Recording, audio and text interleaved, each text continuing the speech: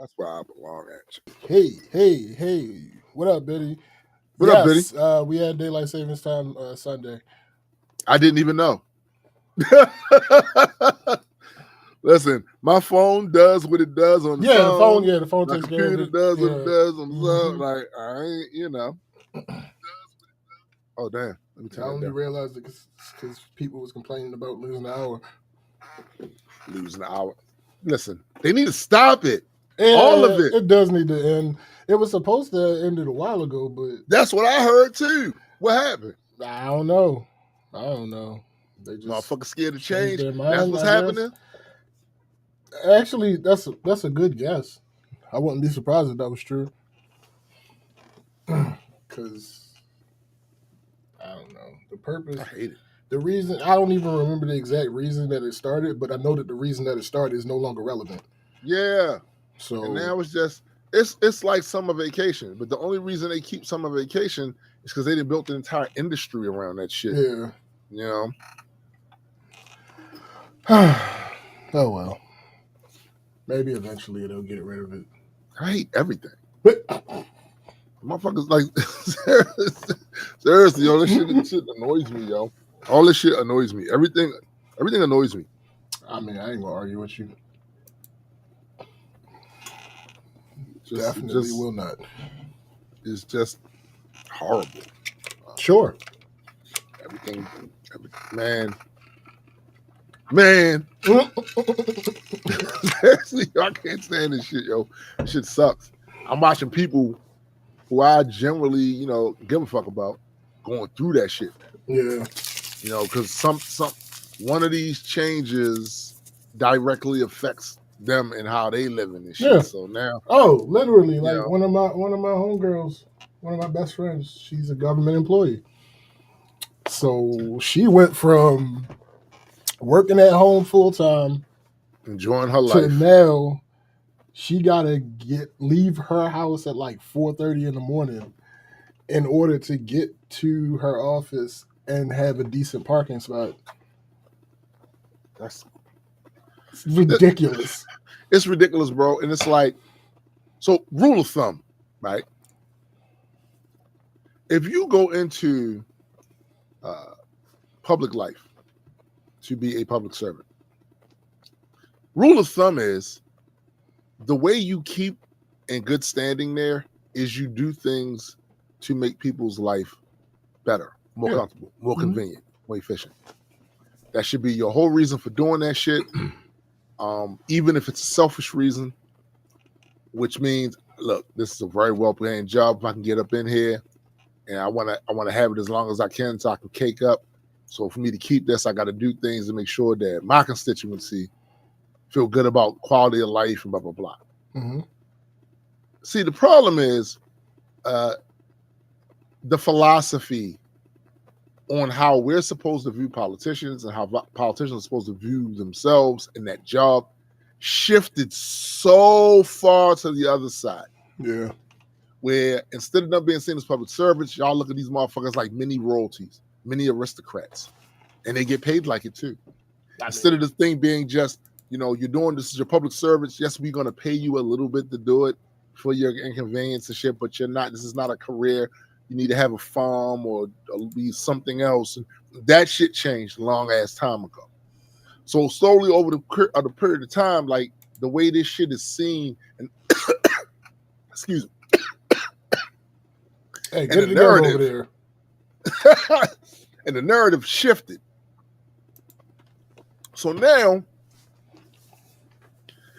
they don't go in there to actually help anybody but themselves. And in a lot of cases, they go there to hurt people. Mm-hmm.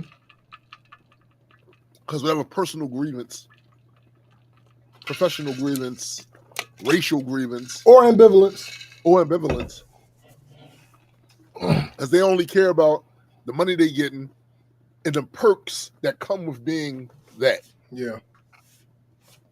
That shit fucking sucks, bro. It sucks. It sucks because certain things that a lot of us knew weren't true, but they was doing their best to try to, sure. wear that mask, right? The mask is gone now. And a lot of that is with the American people. Like, y'all ran around believing that y'all was special. That those other countries that y'all always try to talk shit about, when you say they oppress their people, you go, that couldn't happen here. No. Even though it literally happened here, it's been happening here for over 400 fucking years. Right. But whatever the case is, you got arrogant and hardy about that shit. Here's the thing. Remember in 2023, when me and my family spent the week down in Panama, and we were worried that whether or not we was going to be able to do anything because there was protests happening. And when they protest, they don't do like you motherfuckers do. I'm not speaking to all of the activists, because some of those activists do what the fuck they're supposed to do. They disrupt. Right. That's the whole purpose of protest, to disrupt, to inconvenience. And some of y'all done forgot that because you become a bunch of pampered punks, right? So what y'all do is go into the designated area for the protest and stay there. This way, the company that you're protesting doesn't have to be inconvenienced, and the police don't feel put upon. Right. Well, if you want to know why your protest shit don't work, that's why. Meanwhile, I'm looking at these folks shut the entire country down. Right. They shut down roads where the supply trucks come through. Yeah, supply trucks. To supply what, you might ask? Gas, products in stores, including food. And guess what these people do in this country? They don't bitch. They like, oh no, we fighting a good fight. Also, when one do it, all of them do it. Doesn't matter what demographic, and I mean by that, I mean economic job demographic, right? If the teacher's go on strike, oh word, y'all cross, y'all vexed, we going on strike with you. Shuts everything down. And I watched as they forced their Supreme Court to convene way dumb early than they were supposed to. I watched as they got a decision in 3 or 4 days. And this shit went back to normal. So 30-day protests, they fixed what was wrong, and shit went back to normal. Not only did it go back to normal, Panamanians love to party. You just gave them a reason to throw parties. So that's what they did. All over the place. Parties. Party on the Santa Costera. Party on Boquete. Party in Punta Pacifica. Party everywhere. Party all the time. A la some Eddie Murphy singing shit. And I'm looking at this shit going, yo. And come to think of it, y'all did that shit last year. And fixed the issue. I start then, after seeing this, you start looking internally, right? You start looking internally. You start going, ain't this the place that brag about civil activism? And they love to, even though they hated this man, the last year of his life, they hated this man. Talk about Martin Luther King and this, that, and all of this. Ain't this the place that throw that all up in other countries' faces? Oh no, you can't. That's those type of things can't happen here. Fuck out of here, nigga. Fuck out of here. It took you 250 years to stop enslaving people. Get the fuck out of here. Well, to redefine how you enslave people. Think right that part. That part. Get the fuck out of here. Yo, it's myth. Oh, nigga. It's legend. It's theater. It's theater. It's fucking theater. By the way, J.D. Vance got booed at the Kennedy Center earlier. But that's his theater. And that's why y'all so performative. This is theater, and that's why y'all so fucking performative.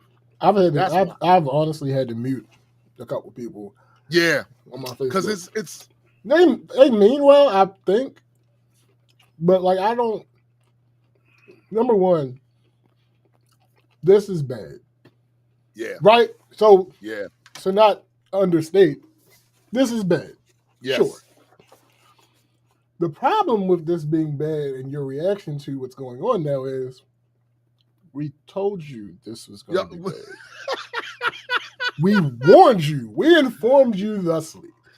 So for you to be so outraged now, because you are not much different in this aspect than the people who voted for this. Yeah. And they're now upset about it. Yeah. Like, sure, you didn't actively contribute to it. Absolutely. I will never take that part away from you. Right. Facts. But for you to be as outraged as you are right now, that shows that you didn't believe that this could get to this point. Yeah. Which kind of undermines everything that we've been trying to tell you. You didn't take it seriously because this place is an illusion. Yeah. And you think that everything that happens here is going to get fixed at the end of 25-minute intervals, give or take 5 for commercials. Right. Because you motherfuckers live in a sitcom reality. Mm-hmm. And the reason you was able to do that is because they were successful in convincing you, we got you and we have your best interest at heart. Just let it happen. Just let it happen. You know, most bad things, horrible things that take place, the person that's doing those things is telling the victim, just let it happen. Just let it happen. It'll be fine. Don't worry about it. Hey, why are you scared of me? That type shit. And it's like, another thing, this could just be me. This could just be me. So this ain't in the same category as what I just said. But I'm not telling people to boycott shit that I can't boycott. Like, I'm not going out of my way to do so. Like, I bring up, like, Target's on some bullshit. But I can't boycott Target. Because I don't want Target. I'm not fussing at people to boycott Target. I'll state, they was on some bullshit. They blah, blah, blah, blah, blah, blah, blah. Mm-hmm. But I'm not about to super push the line on that because I can't do it. Because what it comes off as is you're doing it also. Right. And I'm not losing anything. I'm telling other people to sacrifice something that I'm not sacrificing. Myself, right. I don't believe in that. No. Yeah. That's a fact. Because I'm trying to sit here with a straight face and think about the last time I walked into a fucking Target. I don't go to Target, nigga. Right. The fuck, so it's like if you're like, I feel like the only reason legitimately that you should be someone who does this is either you are some type of organizer with some stroke. Yes. Or if the intended target is actively hurting you. Yes, absolutely. Sure. In those two situations, 100%, 1,000%, do that shit. But if you're just an average, everyday civilian and what is happening, that the cause that you have an issue with is not actively doing not even the cause. So, for instance, I'm not going to say any names because I like this person. But I saw a thing about Airbnb and how the co-founder of Airbnb just joined Doge, right? Jeez. So I saw somebody who's like, yeah, let's stop buying from them, right? But sure, I'm not going to argue with that part of it, but you don't go anywhere. Wow. Like you don't go anywhere. So like, and you laughing. I'm trying not to laugh about this because it's like, but it is funny though. Like, the punchline is funny. You don't go anywhere. Yeah, that's the part that's funny. You don't go anywhere, bro. You don't use this particular service, so it comes off a little weird to me for you to be telling other people to sacrifice something that you don't have to sacrifice. You never will have to deal with this issue. Here's the thing, though. Of course, it comes off as performative because this is all just the theater. What up, GA? Facts. What up, GA? It's just theater. It's all theater. It's all theater, man. Now, like I said, people already have their reasons why they don't like Airbnb. Of course, 100%. Yeah, so I've seen y'all on that shit, be on that shit. Absolutely. Right. If it's a situation where, so even worse to me is not just, for instance, my Target thing. I could go to Target, I just don't. Yeah, I don't But go. If it's a situation where like I don't even have a need for this thing. Yeah. Like not just I choose not to. I don't have a need for it. It doesn't affect me in any way, shape, or Right. form. No, I'm not about to be pushing the line. Because why? These people that do this thing under normal circumstances have a reason most of the time that they do this particular thing. Facts. You don't know what their reason is necessarily. It's weird to me. It is weird. Like I said, unless you are an organizer with some influence, or if this thing is hurting you specifically, right? I can't get you. Or if you even you can even tell me I'm just getting the word out to whoever it applies to. Sure, but also I don't recall you doing that for voting. See, again, bro. This is why. Yeah, this is why I don't recall you doing that for voting. So it's a little. It's a little. This is why I like. This is why. Oh, we about to slap a couple. Nobody yet. Nobody yet. But it's like 3 stories. Yeah. but look, this is why I said going down to Panama and witnessing how they actively do the shit we pretend we do here was eye-opening. They said, I don't give a fuck how much money that Canadian company promised you. We don't want them mining here and making a mine that's essentially the same size as Miami City outside of Panama City, fucking up our ecosystem, right? Fucking with the animals, and then we can't even go there because they wanted to enact these prohibitions about people being in that area. Nah, B. No. This will not stand. This will not stand. We don't care how much money they promised you. Yeah. We don't care. To show you the strength of their conviction, what the president over there tried to do was like, yeah, but with the extra money, we can add more to our social services. And in fact, we can add more to the social security for the retirements of that. Yeah, cool. And to show you how these people, they're like, we fuck that. Yeah. They said this. There is a segment of them that would have gotten more money every month. Their retirees would have gotten more money every month, and not to mention that a lot of other things that if they would have lived up to it, they could have put that money into. And the people said, "Fuck you. We love the way our country looks. Yeah, we love this mixture of nature and modernity.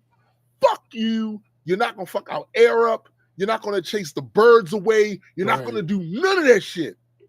And they stood 10 toes down on it. And in 30 days, approximately, they changed all of that shit because they stood 10 toes down on we blocking every road, nigga.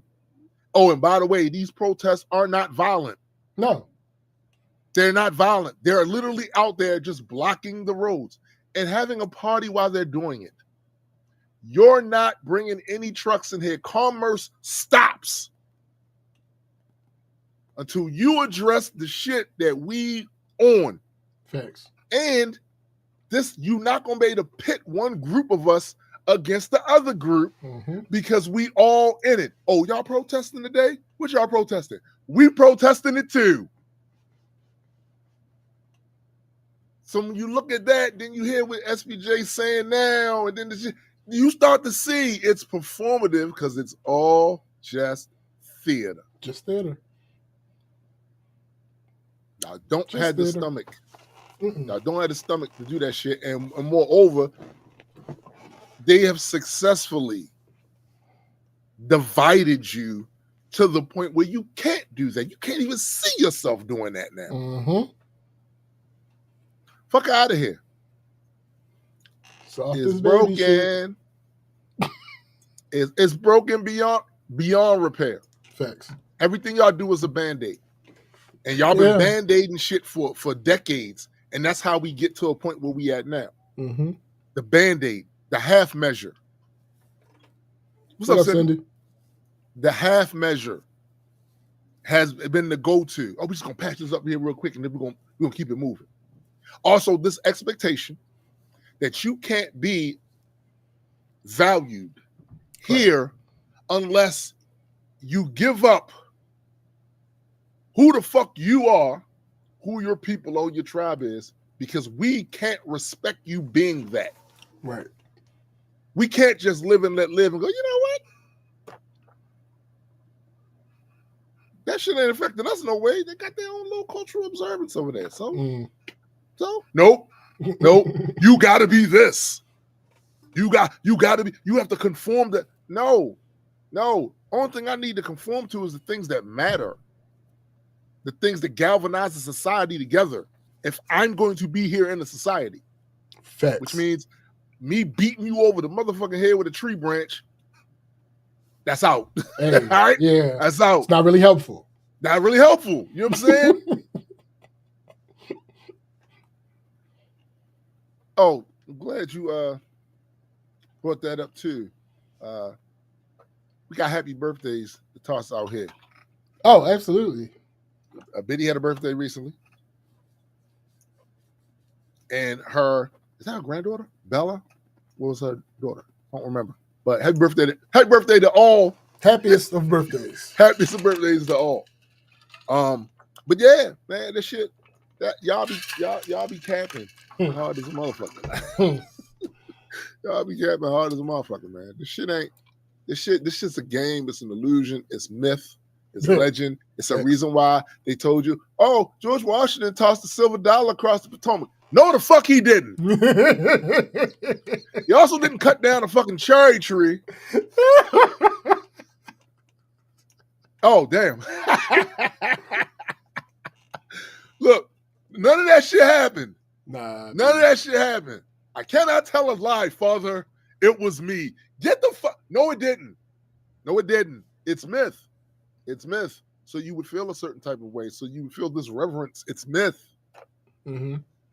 It's time to see us as we actually are, because that's the only way to have a small modicum of a chance of fixing any of that shit. It's the only way forward. I've said this numerous times. When you're lost, the first thing you need to do is figure out where you are. Uh-huh. And then plot a course to where you're trying to be. Mm-hmm. All right. So who can who asked me besides the rest of y'all? Who can? I mean, I want to start off with Southwest. Southwest Flyers fired back over airline ending free check bag policy. Nailing coffin. Okay. Travelers who claim to be loyal customers of Southwest are sounding off after the airline announced changes Tuesday to its popular passenger perk. I like that perk, by the way. The Texas-based carrier revealed several changes are being made in an effort to drive revenue growth and return the profitability shareholders expect. Yeah. Fox Business reported these changes will include an adjustment to its checked bag policy, which allows all passengers to check 2 bags for free. Southwest has not yet announced how much travelers will be charged, though the fee for a third checked bag is listed at $150 on Southwest.com. The move, announced Tuesday, is triggering strong reactions from travelers on social media. Is it though? I hadn't noticed. With some even threatening to stop flying with Southwest if they can no longer receive free checked bags. Quote, call it what you will, boycott, mass exodus, defecting. Can we do that in a massive wave right now? One person wrote on a Southwest Reddit thread. Another person, nail in the coffin. Another person, this was literally the last reason I still flew Southwest. Now I saw that one. Another person, I used to favor Southwest for the lack of baggage fees. They definitely will not be my first choice if their prices stay the same.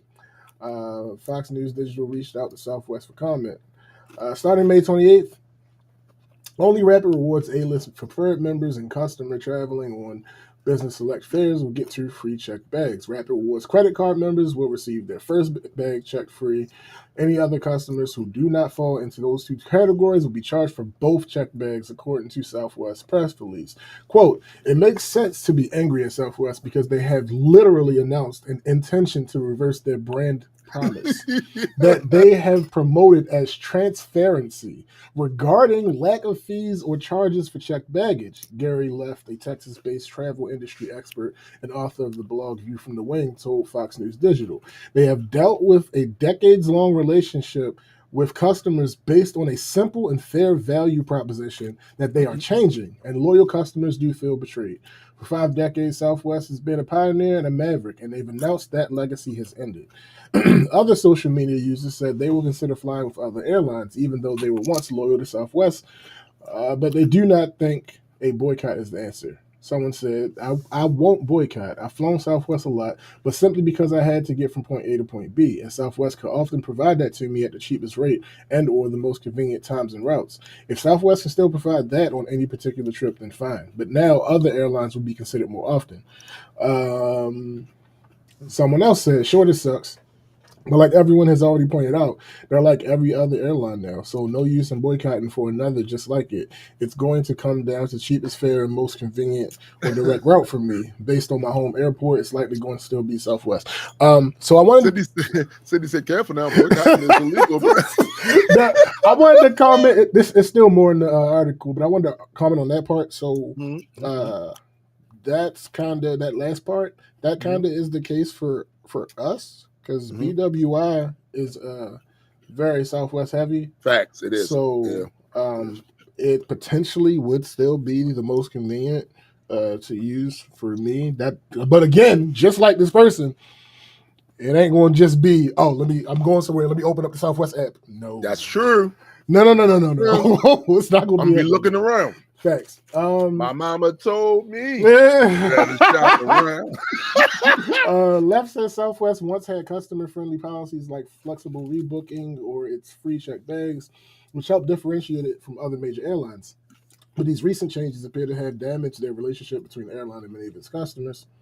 Now they're introducing basic economy fares that will not come with seat assignments prior to check-in, even as they charge fees for such assignments for customers buying more expensive seats. They've reduced points earning on the cheapest tickets, they're introducing checked bag fees, and they're upending their boarding process.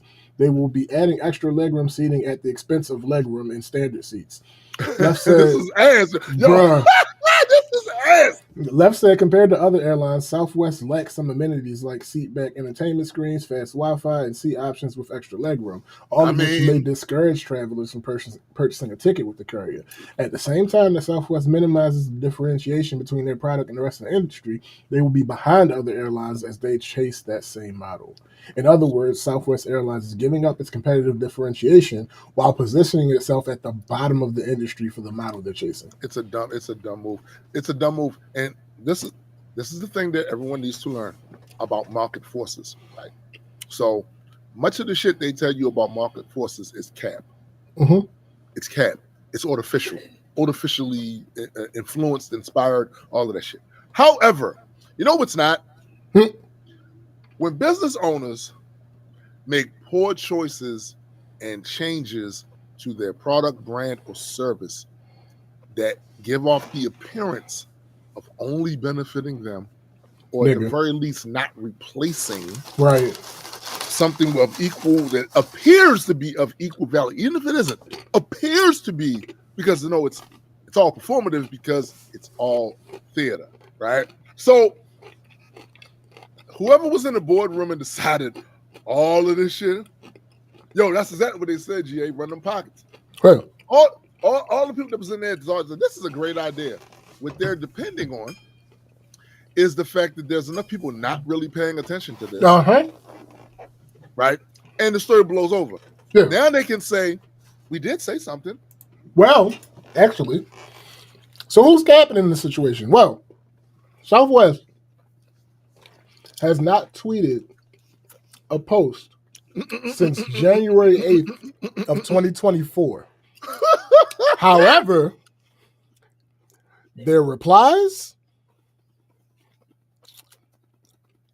let me see. Niggas in them replies, boy. Someone says, yeah, Southwest is a fucking shit show. No more free check bags, and the flight experience has been consistently stupid the past few times. Southwest replies, while we regret your disappointment, we'll certainly remain committed to ensuring all of our customers have options that suit their travel needs.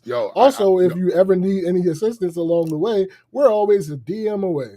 Listen. See, this again, we're back at, that was a performative answer. But it's all theater. Let me see. Look,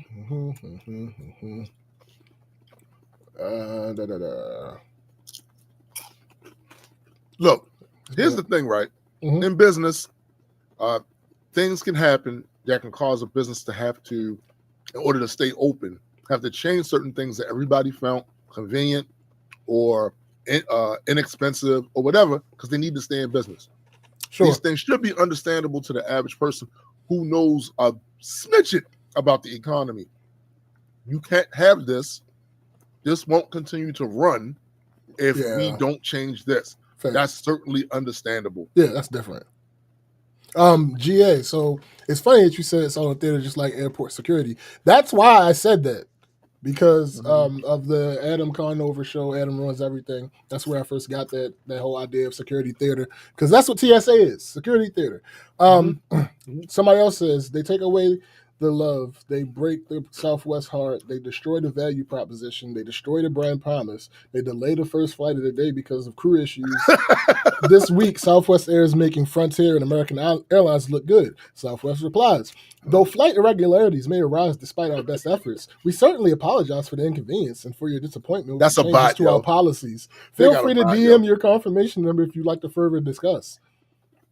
That's a bot. What's this?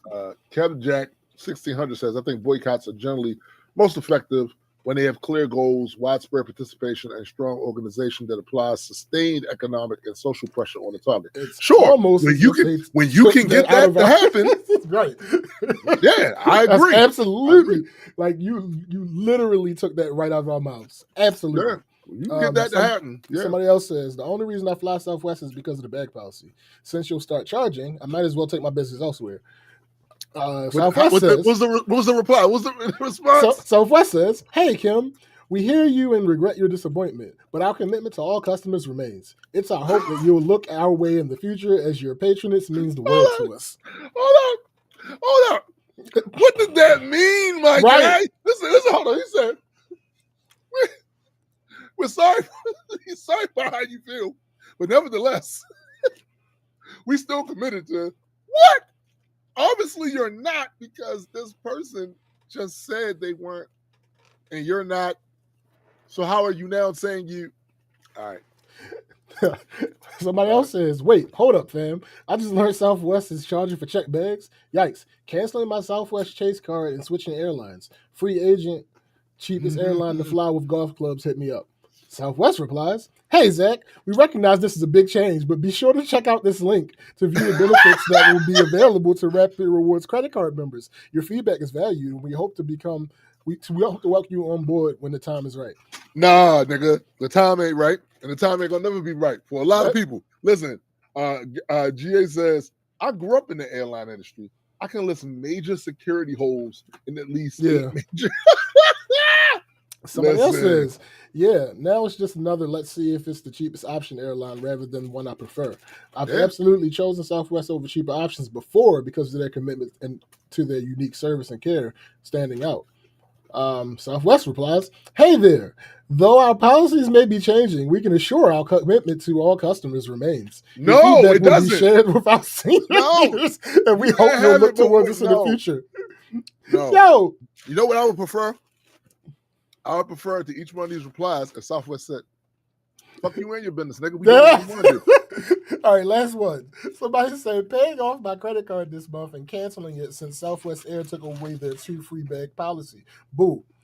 The reply, While our policies are changing, our commitment to caring for our customers remains the same. Please know all Rapid Reward Card members and Rapid Reward A-List members will be offered one free check bag. Yeah, no shit. You changed the policy. We know what the fuck. So the vast majority, first of all, you're calling people dumb.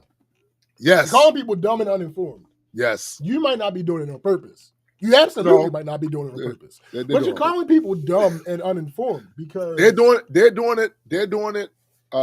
Them not doing it on purpose is like me not calling people stupid on purpose. You already know it's happening on purpose. it's just happening on purpose. It's like, bro, you're not doing anything to help. You might as well not even respond. Yo, not even one of those responses was helpful. None of them. You might as well not respond. Like that, not responding is better because you're not playing in people's faces. Yo, the reality is I don't think you could go through any of those responses and find an H, a E, or L, or P. There's nothing altogether. It's not helping. It's not. This is a massive flounder. It's horrible. It's horrible. What they did to their branding is terrible right now. And this is important.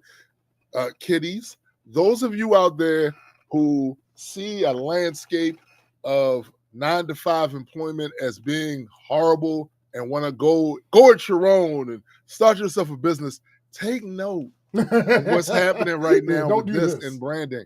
I would also say the same thing, just as some side study stuff. You look at what Elon did to Tesla. Listen, there are things that you can absolutely do to fuck your business up. Right? There are decisions you can make to fuck your business up. Be very careful. Very, very, very careful. Yeah, it's crazy because I specifically remember when they went on that campaign, that whole transparency campaign, talking about, we don't charge you, we don't have hidden prices and fees in our tickets. We also let you check 2 bags for free. Blah, blah. There's other airlines, blah, blah, blah. Here's the thing, though, bro. They still can say we have transparency because we told you we was going to charge your ass. Yo, Bowflex said someone is getting paid to reply on social media like that. I'm sure, but they're getting paid too much money.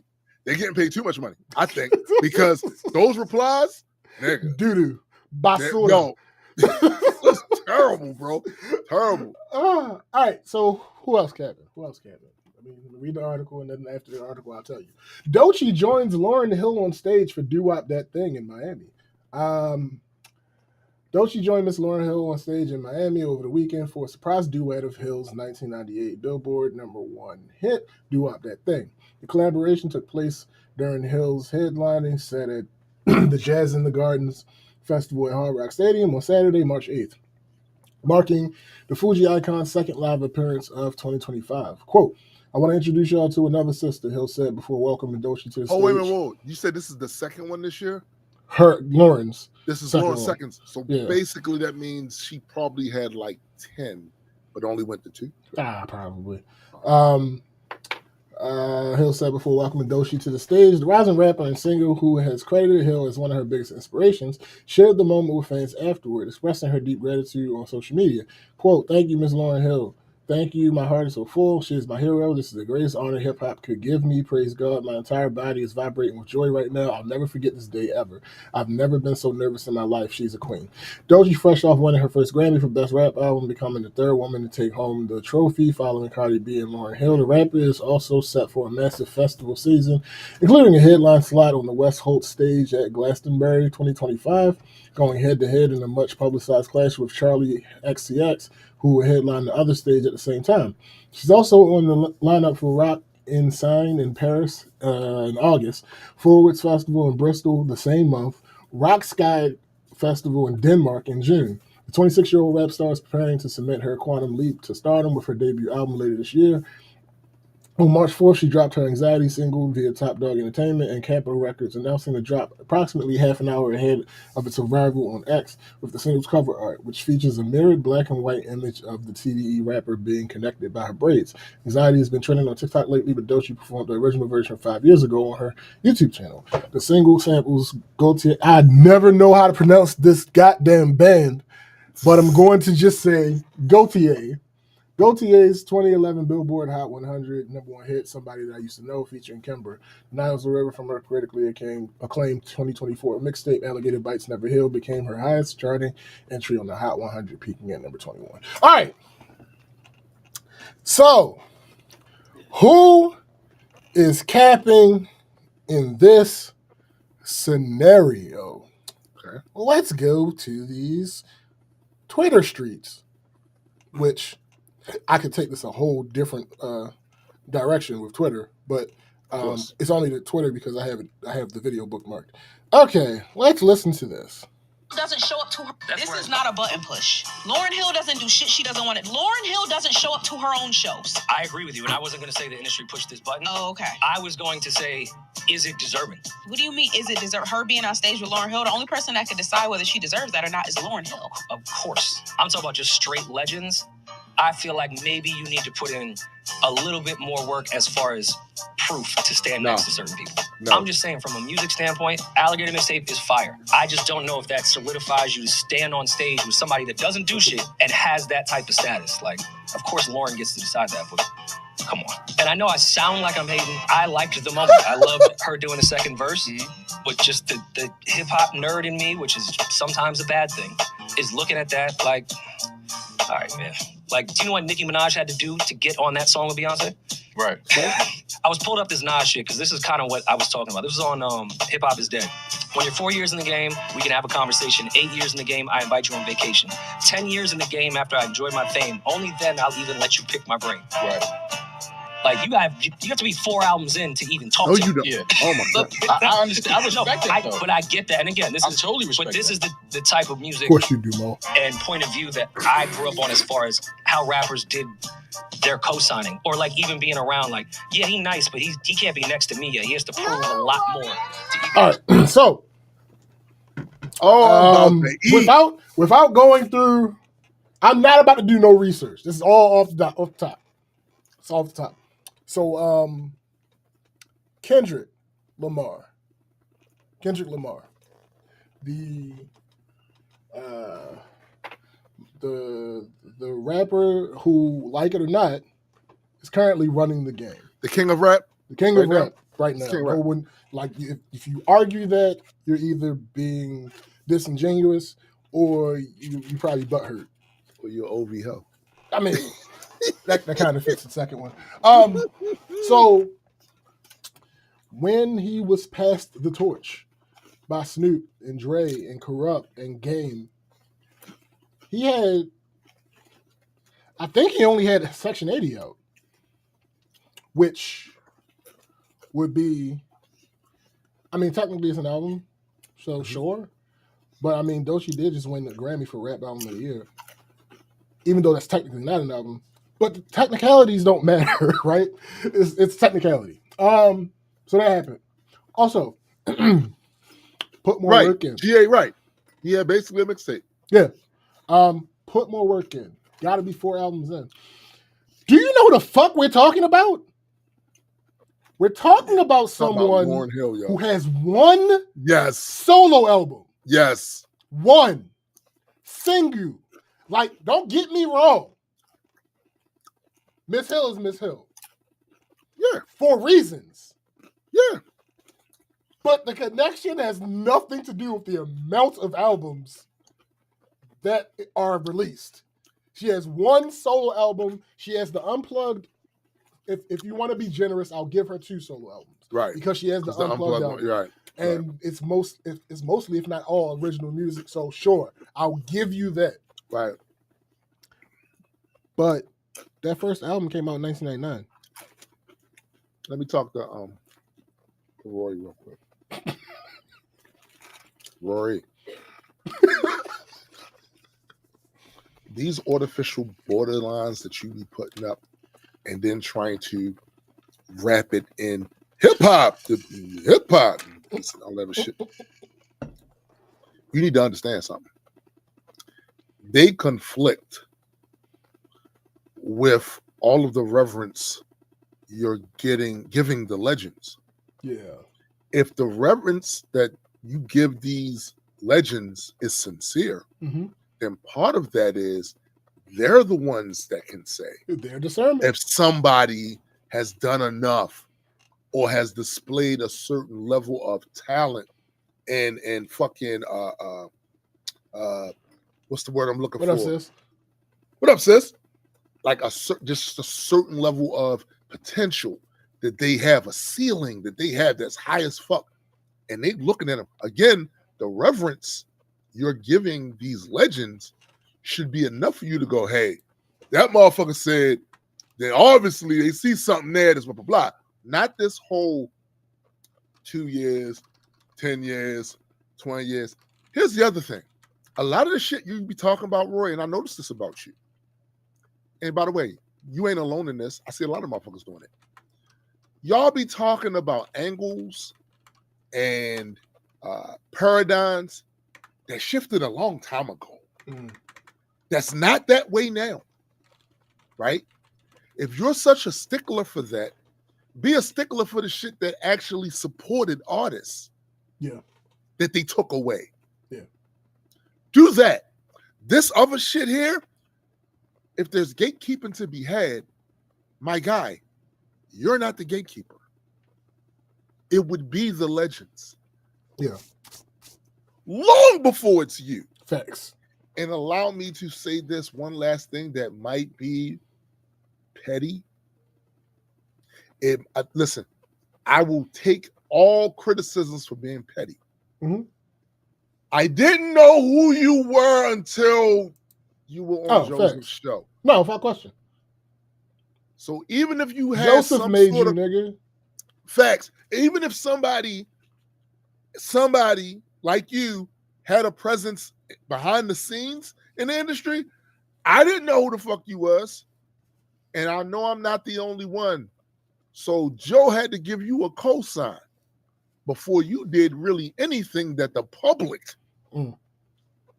could celebrate you about. And to this day, as petty as this may sound, you still haven't done nothing for the public to celebrate you about. He made that one song that they played on the Joe Budden podcast. I guess I haven't heard it. Oh, I don't remember. I don't remember it. That's funny. I listened to the snippet and I don't even remember the song. But hold up. Here, on top of that, though, right?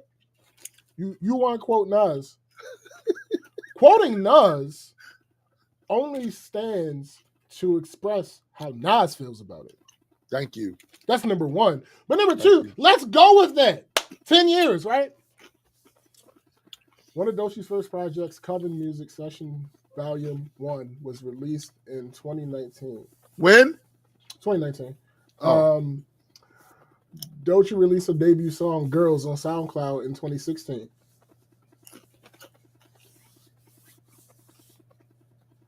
Right. She got time. She got yeah. time. She got time, man. Yeah. She got time, man. So like I don't all of this is a rapper, no pun intended, for what the other thing is, which what's the other thing? All these niggas that's butthurt about Doechii being as accepted as she's become in this past year. It's really pathetic, actually. Industry plant is that's the other label that I've is the term that keeps going around. No one has ever confirmed what an industry plant actually is, right? So but here's we the know thing. them when we see them. Here's the thing.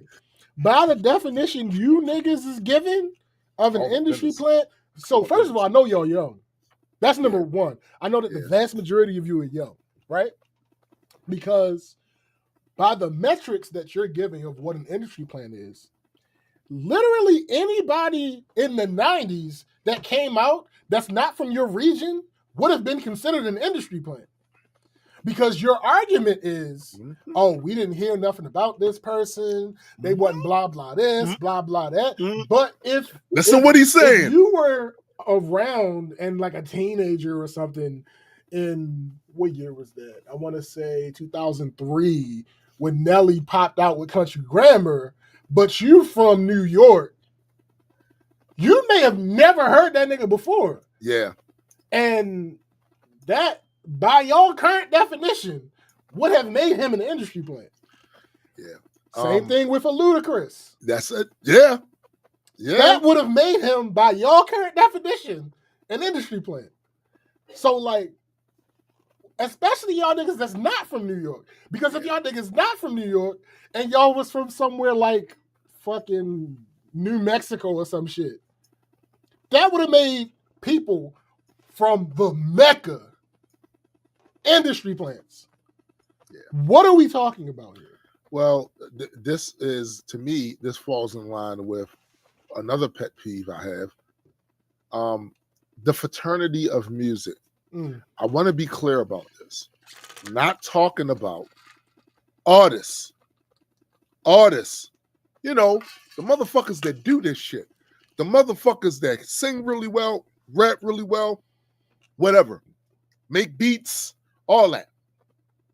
To me, that's a legitimate fraternity.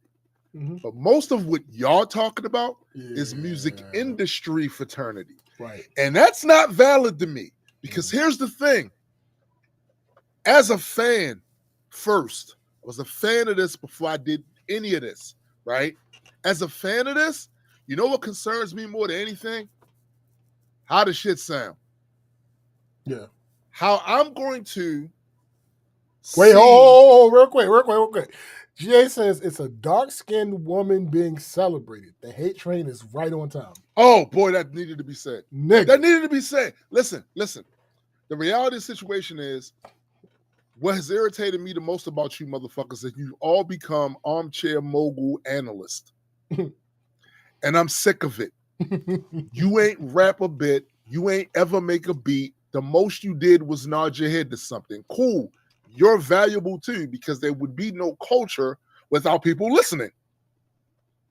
Okay. Those two things fall hand in hand with one another. However, you are moving far and above your skis, in my opinion, because the thing that should matter to you the most is how does it sound. So this means if somebody sends me a link to a video with a guy that only got 100 views and that song, whatever, has been up there for 6 years. If I hear that and that shit is fire, it goes on my playlist. You know why? Because it's fire and I'm going to want to hear it again. It's really that simple. It should be. I'm going to want to hear it again. And I don't care how many people follow this shit. That's not the thing that's going to determine whether or not I'm going to. You realize that for a significant portion from, I'm going to say 2011 to at the very least 2016, most of my playlists were of people who didn't have big audiences. Right. Because I was in the community of people that also made music and that shit was fire. Right. Some of which are on this very fucking chat. Yeah. In the comment section. GA. I had several of the music pieces he's done in a playlist. Because it's fire. I didn't care if he had already sold 1 billion albums. I didn't care if he was known over there on the west side of buttfuck whatever. I didn't care. The only thing I cared about is how good this shit sound. C. Gats had a song. This shit was so fucking. The first time I heard him was an old song that he had. So fucking fire. It went on a playlist before I even knew who the fuck he was. Right. So some of y'all are going too far. Now, I can give Rory, I can show Rory some grace in the fact that he's doing a podcast and you got to have shit to talk about. You're talking about.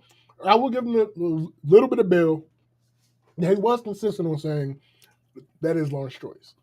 Yes. He did say that several times throughout. He did. But I just need to remind him that you got a cosign too.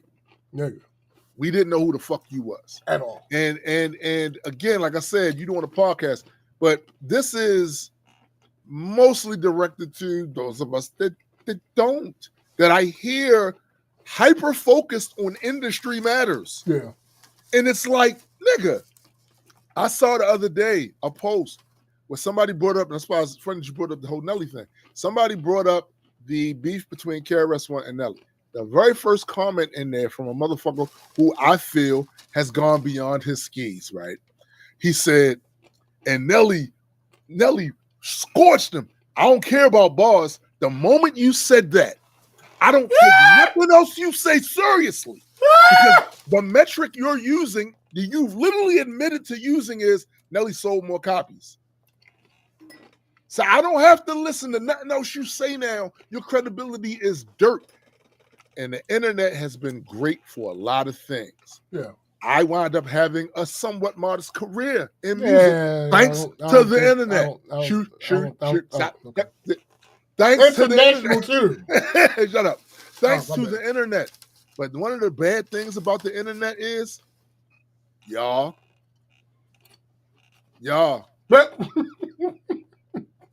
That's one of the bad things about y'all.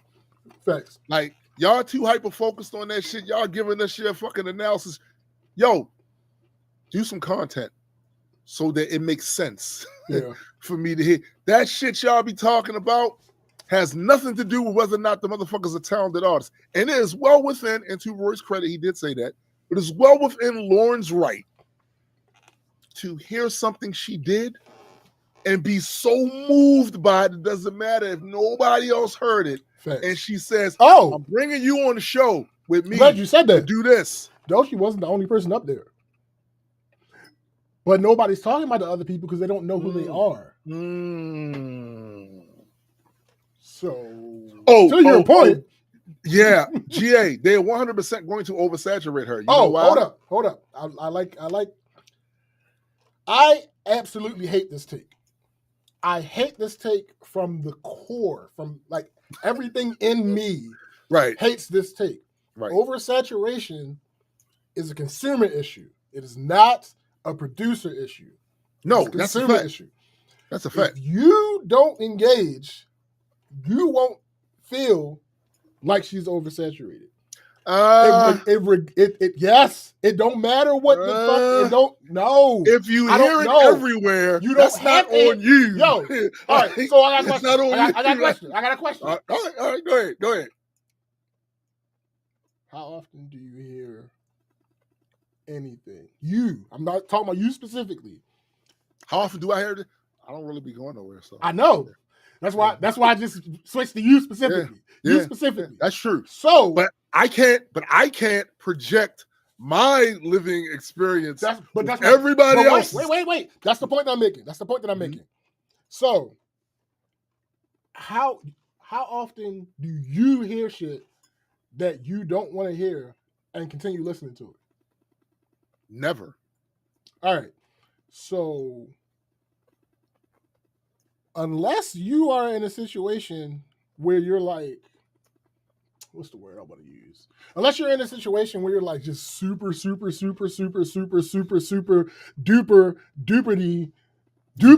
social, right? I used to be. Sure. That's never an issue. There's a caveat. No.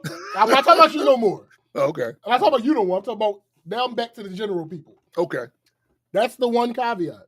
If you are just super social and you are always in places where music is played and you have no control over it, sure. Yes. That's one. I'll give you that. Outside of that very specific scenario, no. There is no outside. Let me ask you this question. Let me ask you this. Mm-hmm. So, as far as proportion, how many people are like me versus how many people that are out there? No, that's why I went back from you. That's why I went back from you. Right. See? Most people are more social than me. Right. They are. Absolutely. You know what I'm saying? They are. Working a job that has a radio station like Walmart, they're going to overdo it in the stores. All right. I promise you. Not to the extent that niggas is going to act like. No, niggas going to. listen. Niggas is going to act like they are literally playing nothing but one song. Yes, niggas are going to exaggerate. That's an exaggeration. 100% going to exaggerate. I'm not. See, people have their perspectives, sure. But when your perspective is so skewed from what the reality is, that's again a you problem. I'm gonna give you another situation that kind of backs up some of what you're saying right there. Is I don't listen to the radio. Me neither. At all. Like we'll be listening to music, right? And I'll put a song on. Like Rihanna is one of Chrissy's favorite artists. Right. So I'll put a Rihanna song on. Or it'll be a Rihanna song will come on in a random playlist. She's like, this is my least favorite song from her. Why? Because they play it on the radio so much. I know what happened. I bet I can give you a neurological reason. A neurological reason why she feels that way. Mm-hmm. So when you first hear a song you love, you fucking love, you've never heard this before, it is new, it is fresh, it hits those centers in your brain that lights up, right? It just lights the shit up. And for a while, you want to hear it all the time. Mm-hmm. After a while, after you've heard it a lot of times, you're now used to those song beats, the pacing, all those things, and it doesn't hit you the same way Absolutely anymore. Not. Doesn't hit you the same way anymore. So that's neurological. If she's heard it a lot, damn, this used to be. I mean, I still like it, but it don't do for me what it used to do. Mm-hmm. And now I want to get that feeling back. That's what. So that's what. I think that's why. That's what. That's still your fault because you played it so many fucking times. Listen, there are people who make the argument. Listen, there are people who make the argument that are arguing in good faith. I'm not saying nobody. Yes. I'm saying that the vast majority of people that make this argument are making it in bad faith. Okay, I think that's fair. Yeah, that's what I'm saying. It's like GA just said. Facts. Whereas I'm still playing Not Like Us. So it's totally subjective. I'm glad you said that. Example. Sean G, am I pronouncing that right? Says I only listen to the radio when I forget my cord and my phone dies. Even then, I might be riding in silence. So I'm glad GA said that because I want to use the exact example. Nigga. After I got used to Not Like Us, because remember, I think I said it on here. I said it to Tune when it first came out. Said, That's how it was. That's how it was. I didn't like it at first. Favorite, this ain't my favorite thing. Like, but once it grew on me, nigga, I have a playlist on my YouTube Music called Kendrick Destroys Drake. Oh, that's Nessa. Hey, well, Nessa. sis. What the hell? Where you been? Right. The hell? The hell? So I have a playlist called Kendrick Destroys Drake. It's literally just Kendrick's songs from the beef. Right? Right. I have listened to that. Matter of fact, I wonder if it'll tell me how many times I listened to that. Because I want to just give my perspective on that. Where we at? Playlist. Library. Playlist. And this ain't the right profile. Because I have more than one profile for my, which is stupid. I hate the fact that this is the whole thing. Why are you doing this to yourself? I don't know it. Well, I'll tell you what happened, actually. What happened is, so the only way to have YouTube Music for free is if you have YouTube Premium. Oh, yeah, that's true. So I have YouTube Premium on my main Google account. But under my Google account, I have several different YouTube channels. Mm-hmm. So that's what happens. Sometimes it'll go to the wrong YouTube channel. And library, playlist. I can't find it. But I listened to that playlist over and over and over and over and over and over again for like 2 weeks or so. Mm. Now it's to the point where I never search for that song. Right. But when it comes on, I promise you, I couldn't do it. Yo, so setting up Shuri, and because the first time I ever did anything with YouTube on Shuri was setting up for the show. So I had it signed in under Black Culture Geeks. Right. not remembering. Like, we did the show sometime Sunday. I'm sitting at the computer, went to YouTube to look something up. The video's playing, and then it stops. And I'm like, wait, why did the video stop? And then it's loading for a second, and then the ad pops up. I'm like, what the fuck is this? He was appalled. Oh my God.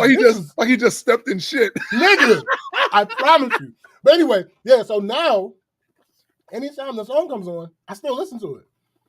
Because I didn't tire myself out on the shit. Right. Like, right. I don't go searching for it no more. It's true. I did get to that point. Right. But if the song just comes on a random playlist or a random whatever, oh yeah, go ahead. So let me help some people out. Here's the solution. Don't listen to the radio. No, I'm joking, but it's true. I'm it's joking, true, but it's true. It's true. Both these things can be true.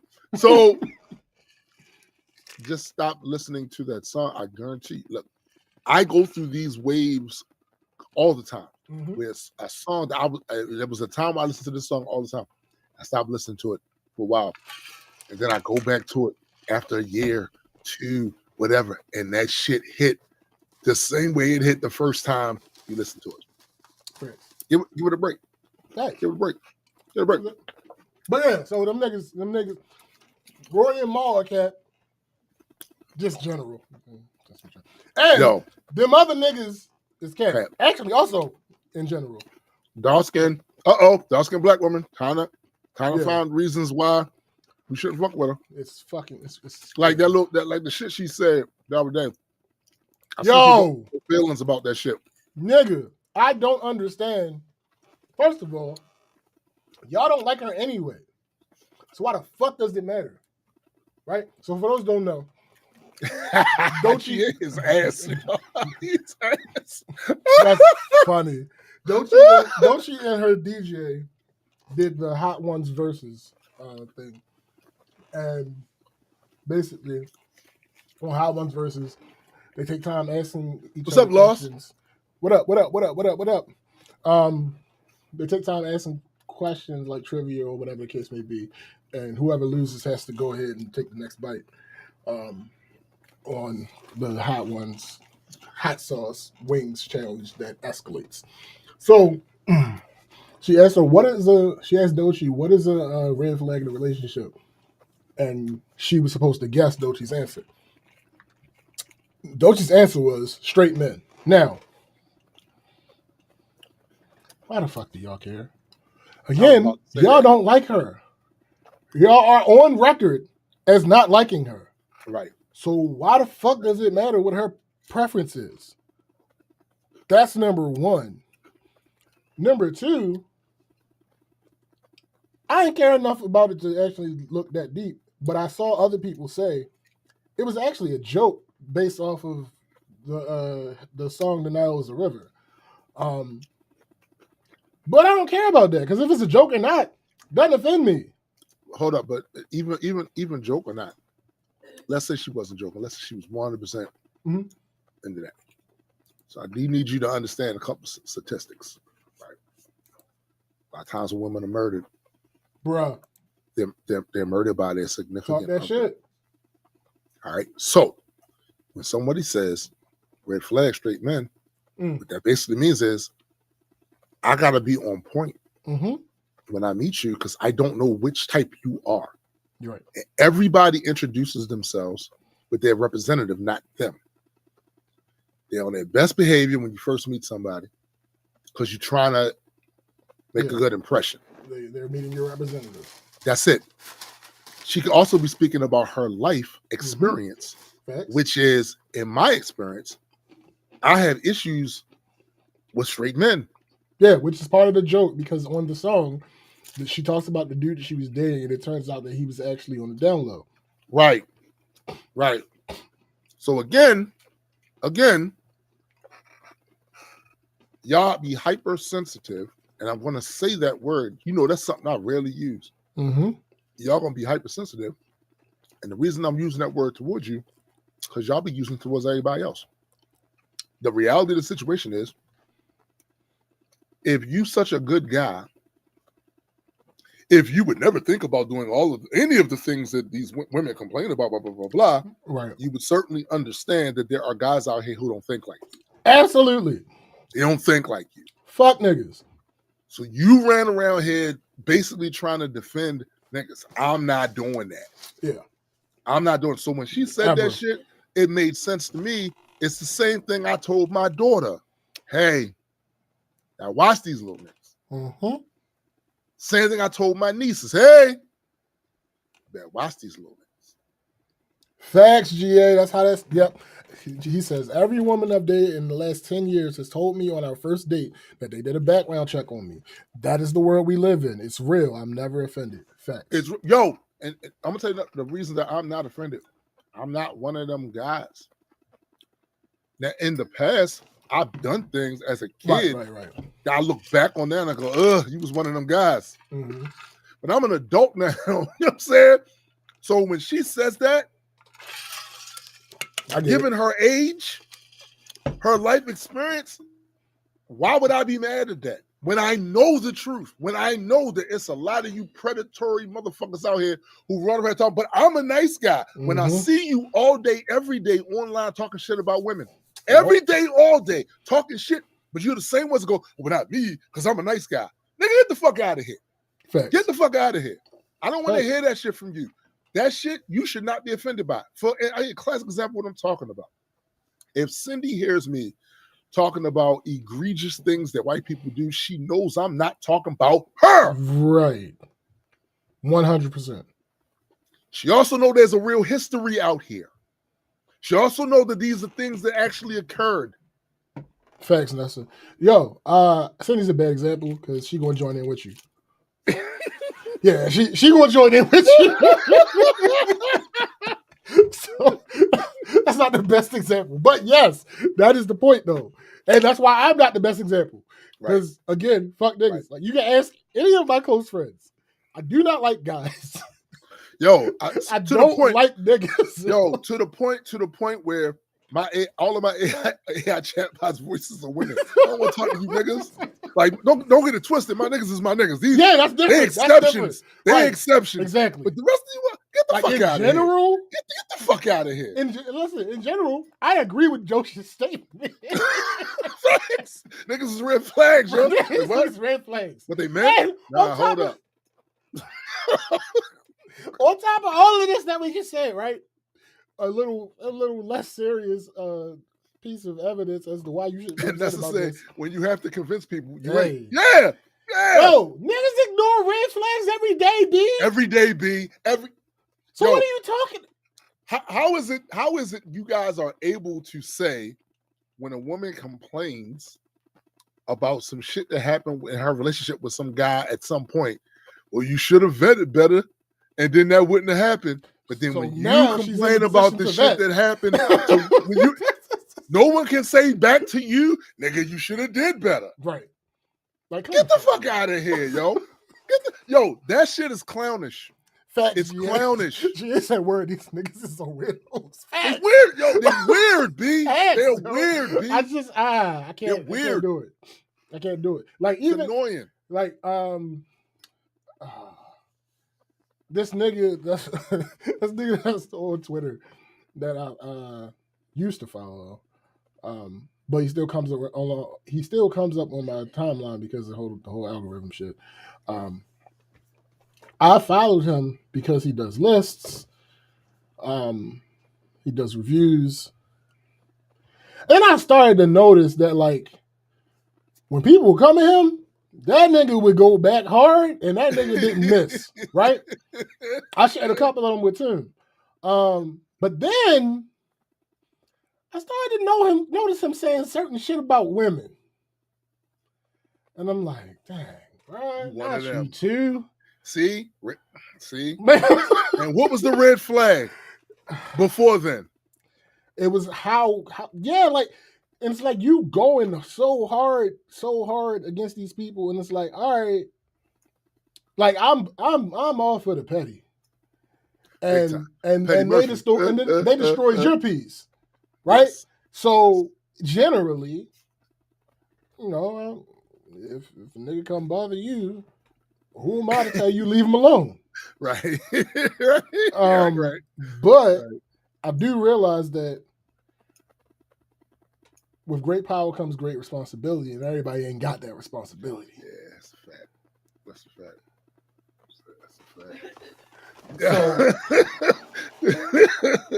Like listen.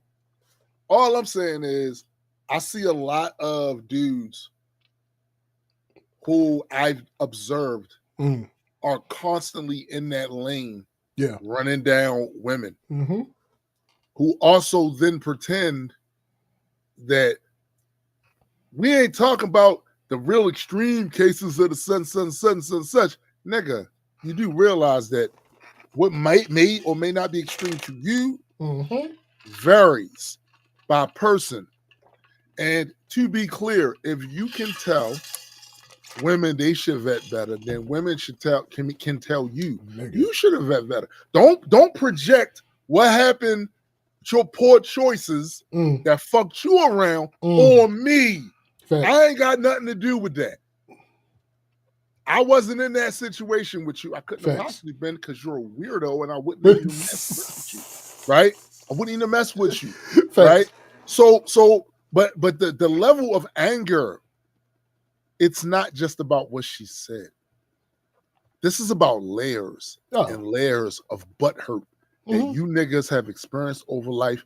For regardless, whatever perception that you had of your experience, it has butthurt you to the point. It has reamed you out to a point that when you fought, your shit like a mayonnaise jar and just goes, yo, you niggas are, and it shows hilarious. Nigga, it's all over you. And y'all niggas, y'all niggas so homophobic that shit bothers you. Like, nigga, yo, you've been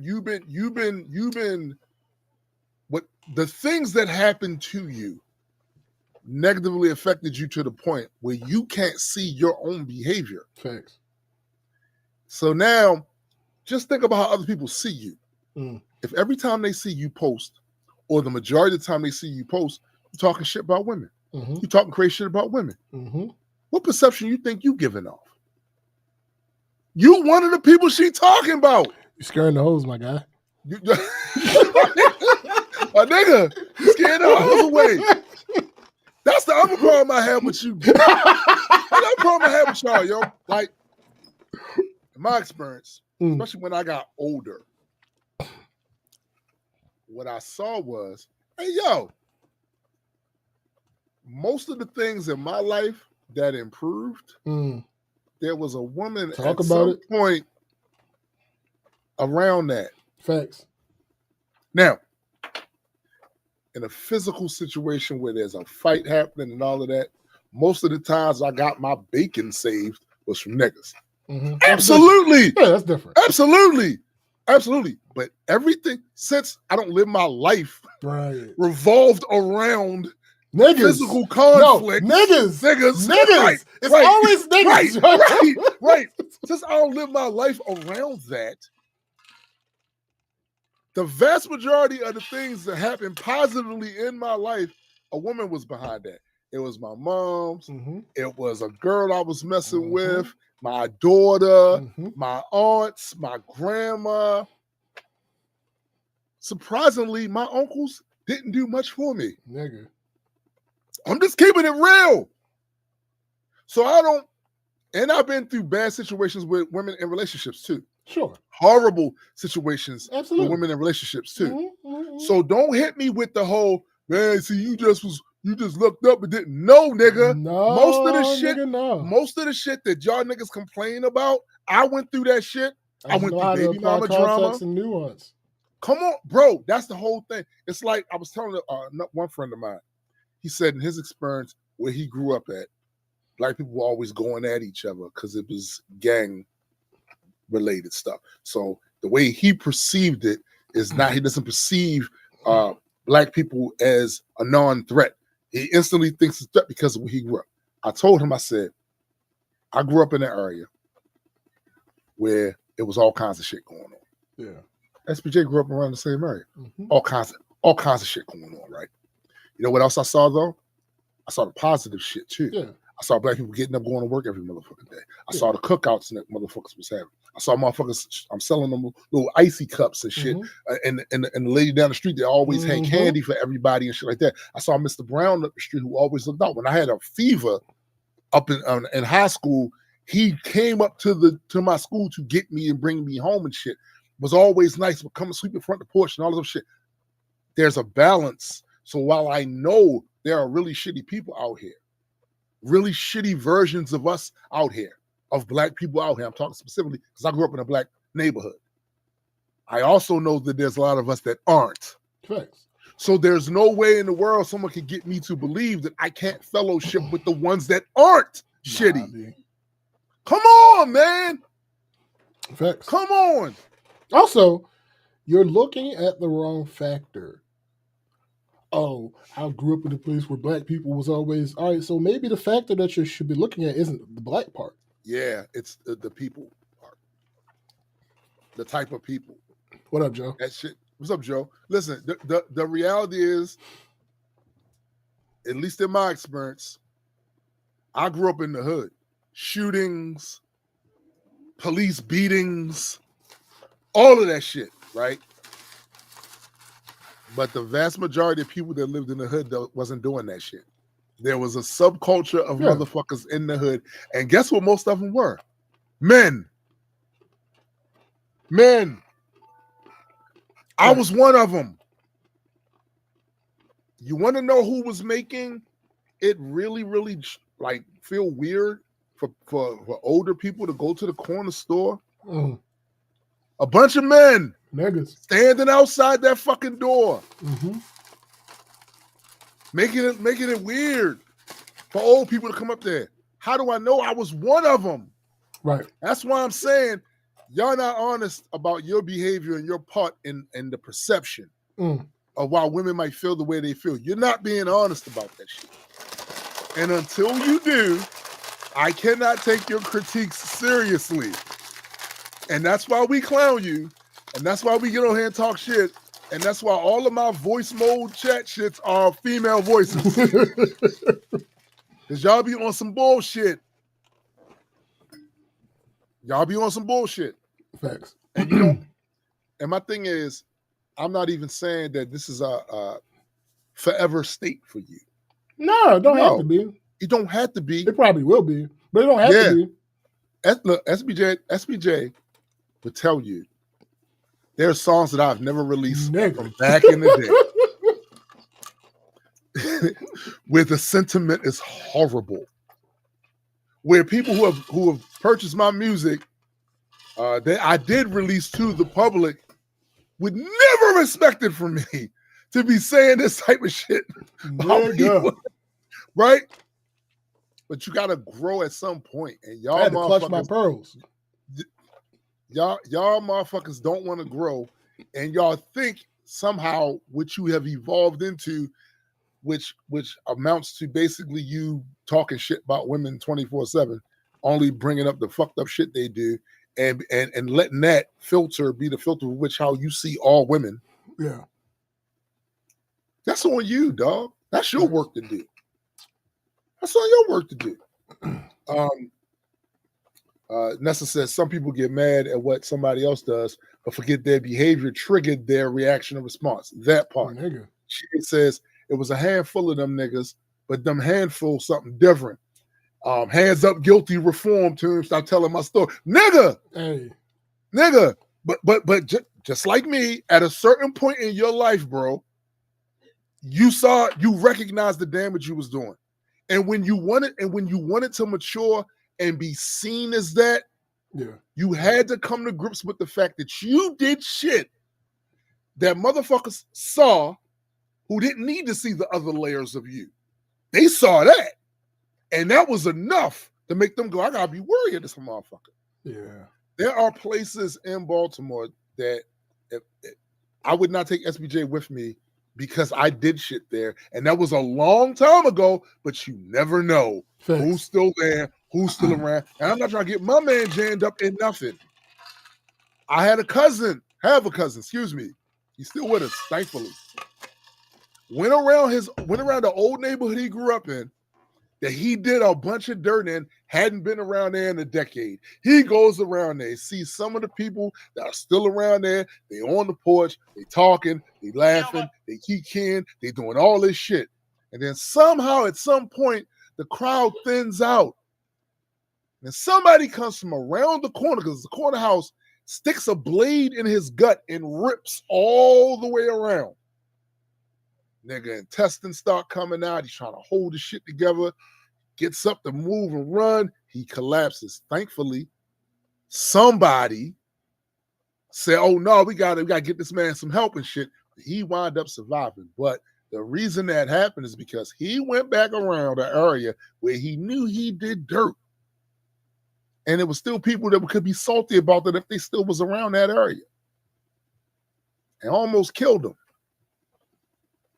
Now, sure, people would say, yo, that's fucked up. That man he wasn't messing with nobody. But see, he was messing with somebody. And it doesn't matter how long ago that was. Mm-hmm. If that person didn't get their lick back, if those people didn't get their lick back, and they're still in the area, and they hear that you're back in the area, they coming for you. And it don't matter about how much you changed, how much you ain't on that shit no more. They don't know that. And they don't care. Facts. You contributed to how people perceive you. So now it is, if you care to engage with the rest of society, it is up to you now to change that perception.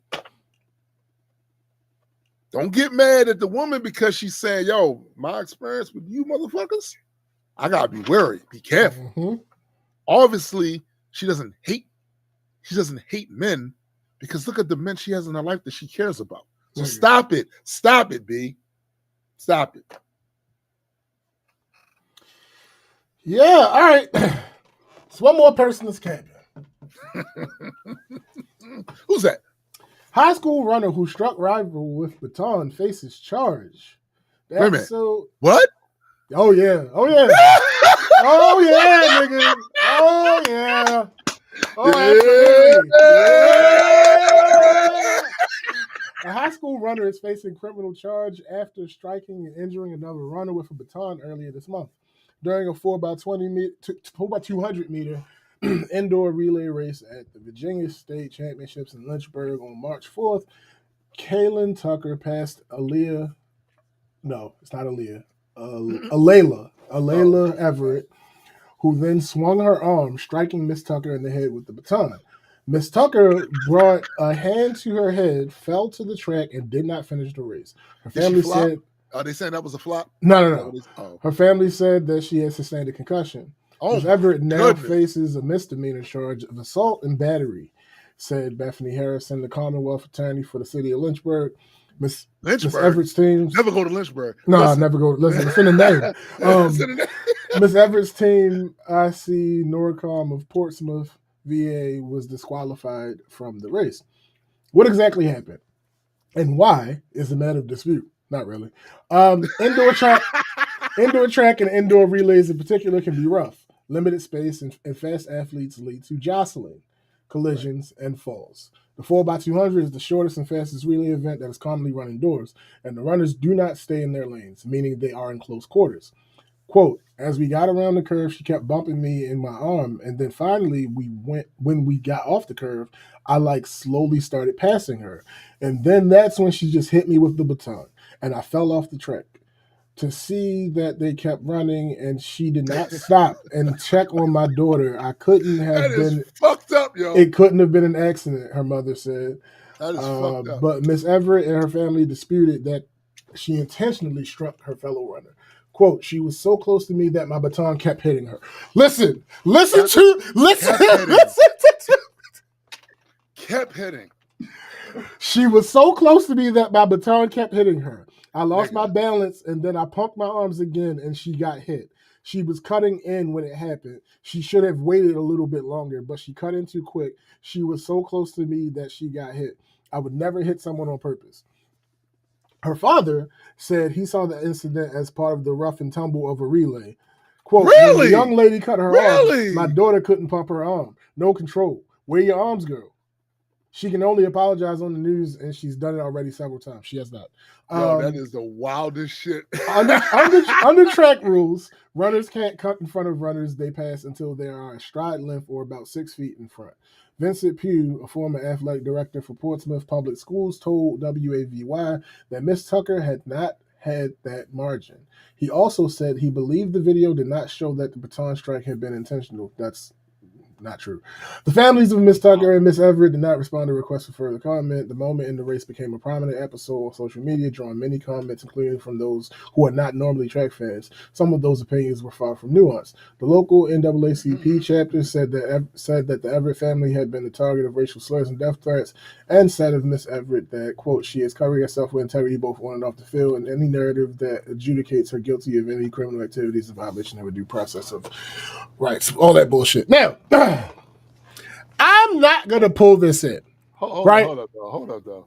She said it just kept hitting her. It just kept, Baba John just kept hitting her. Matter of fact, fuck that. Now I'm going to pull it in. Just because you said that. Because, like, that just sound crazy, yo. What the fuck shit sound like mean? I did a course. Me and Napalm got a song called Descent into Madness. I did a course that was like, this blade must be glued to my hand. I keep stabbing. Why do they assume that I'm bad? You keep laughing. Yo, it just kept hitting her, B. It just kept hitting her. There is video. Oh, that's video. Like, what the fuck? Like, you're making me sign that. They was them Rodney King hits, too. They was them Rodney King. Yo, come, bro, we all this. So, if you grew up where we grew up, you ain't never seen nobody get hit multiple times in the head with a pipe. That's what that was, B. Like, what the fuck? Chasing nigga down the street. Motherfucker. That's exactly what that was. Come on, man. She said what? She said it was an accident. She just couldn't stop hitting her. All right. Okay. That's what she had said. Okay. And Bowflex just saw that shit. You see it? Come on. What that look like to you? I gotta find a good one. That look like somebody getting assaulted. Nigga. Fuck out of here.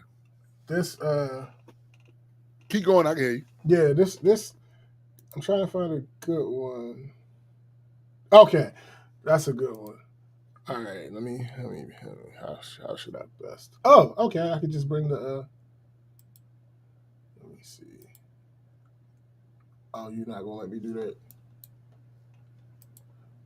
There we go. All right, let me see what we talking about on here.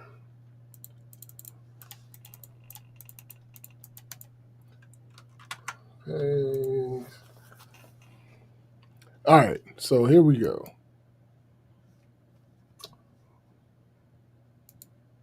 Oh, it's stupid. It's making me log in, and I can't possibly log in because of how I'm bringing it up. Oh, that's dumb. All right, I'm going to have to do it a different way. All right, hold on. I'm just going to share this screen.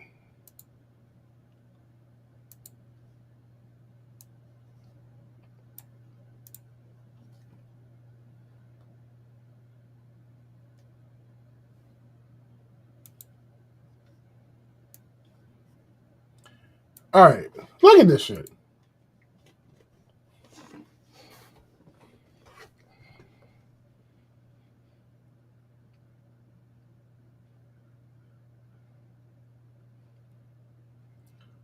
What do you mean? I don't I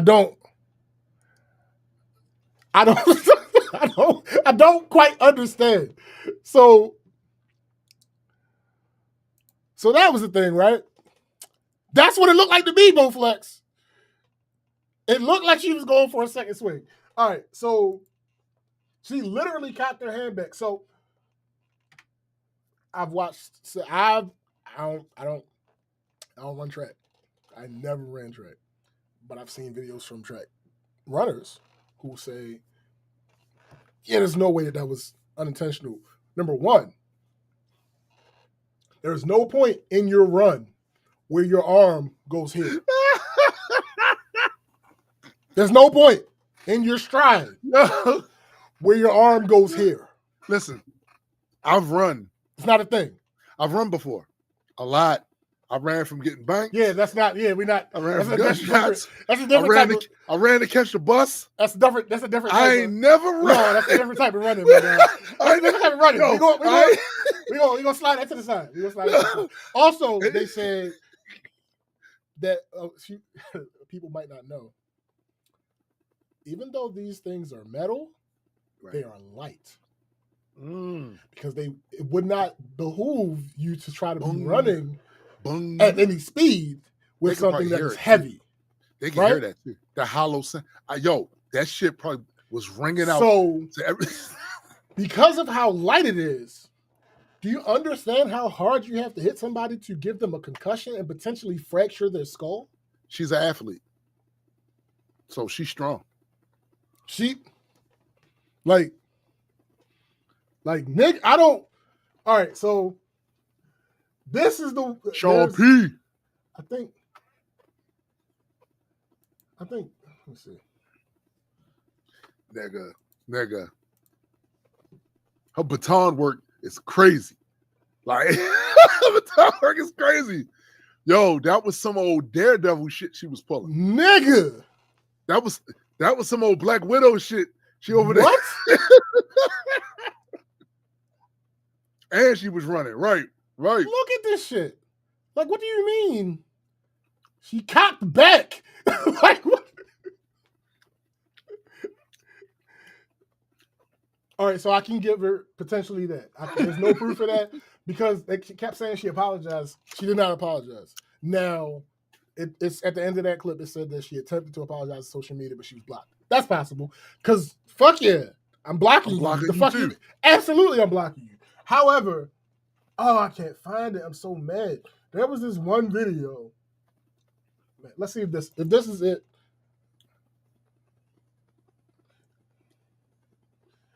We stand with you. Fuck y'all.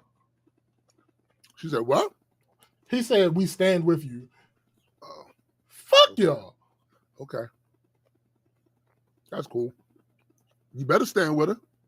Don't stand in front of her. She gonna hit the shit out you.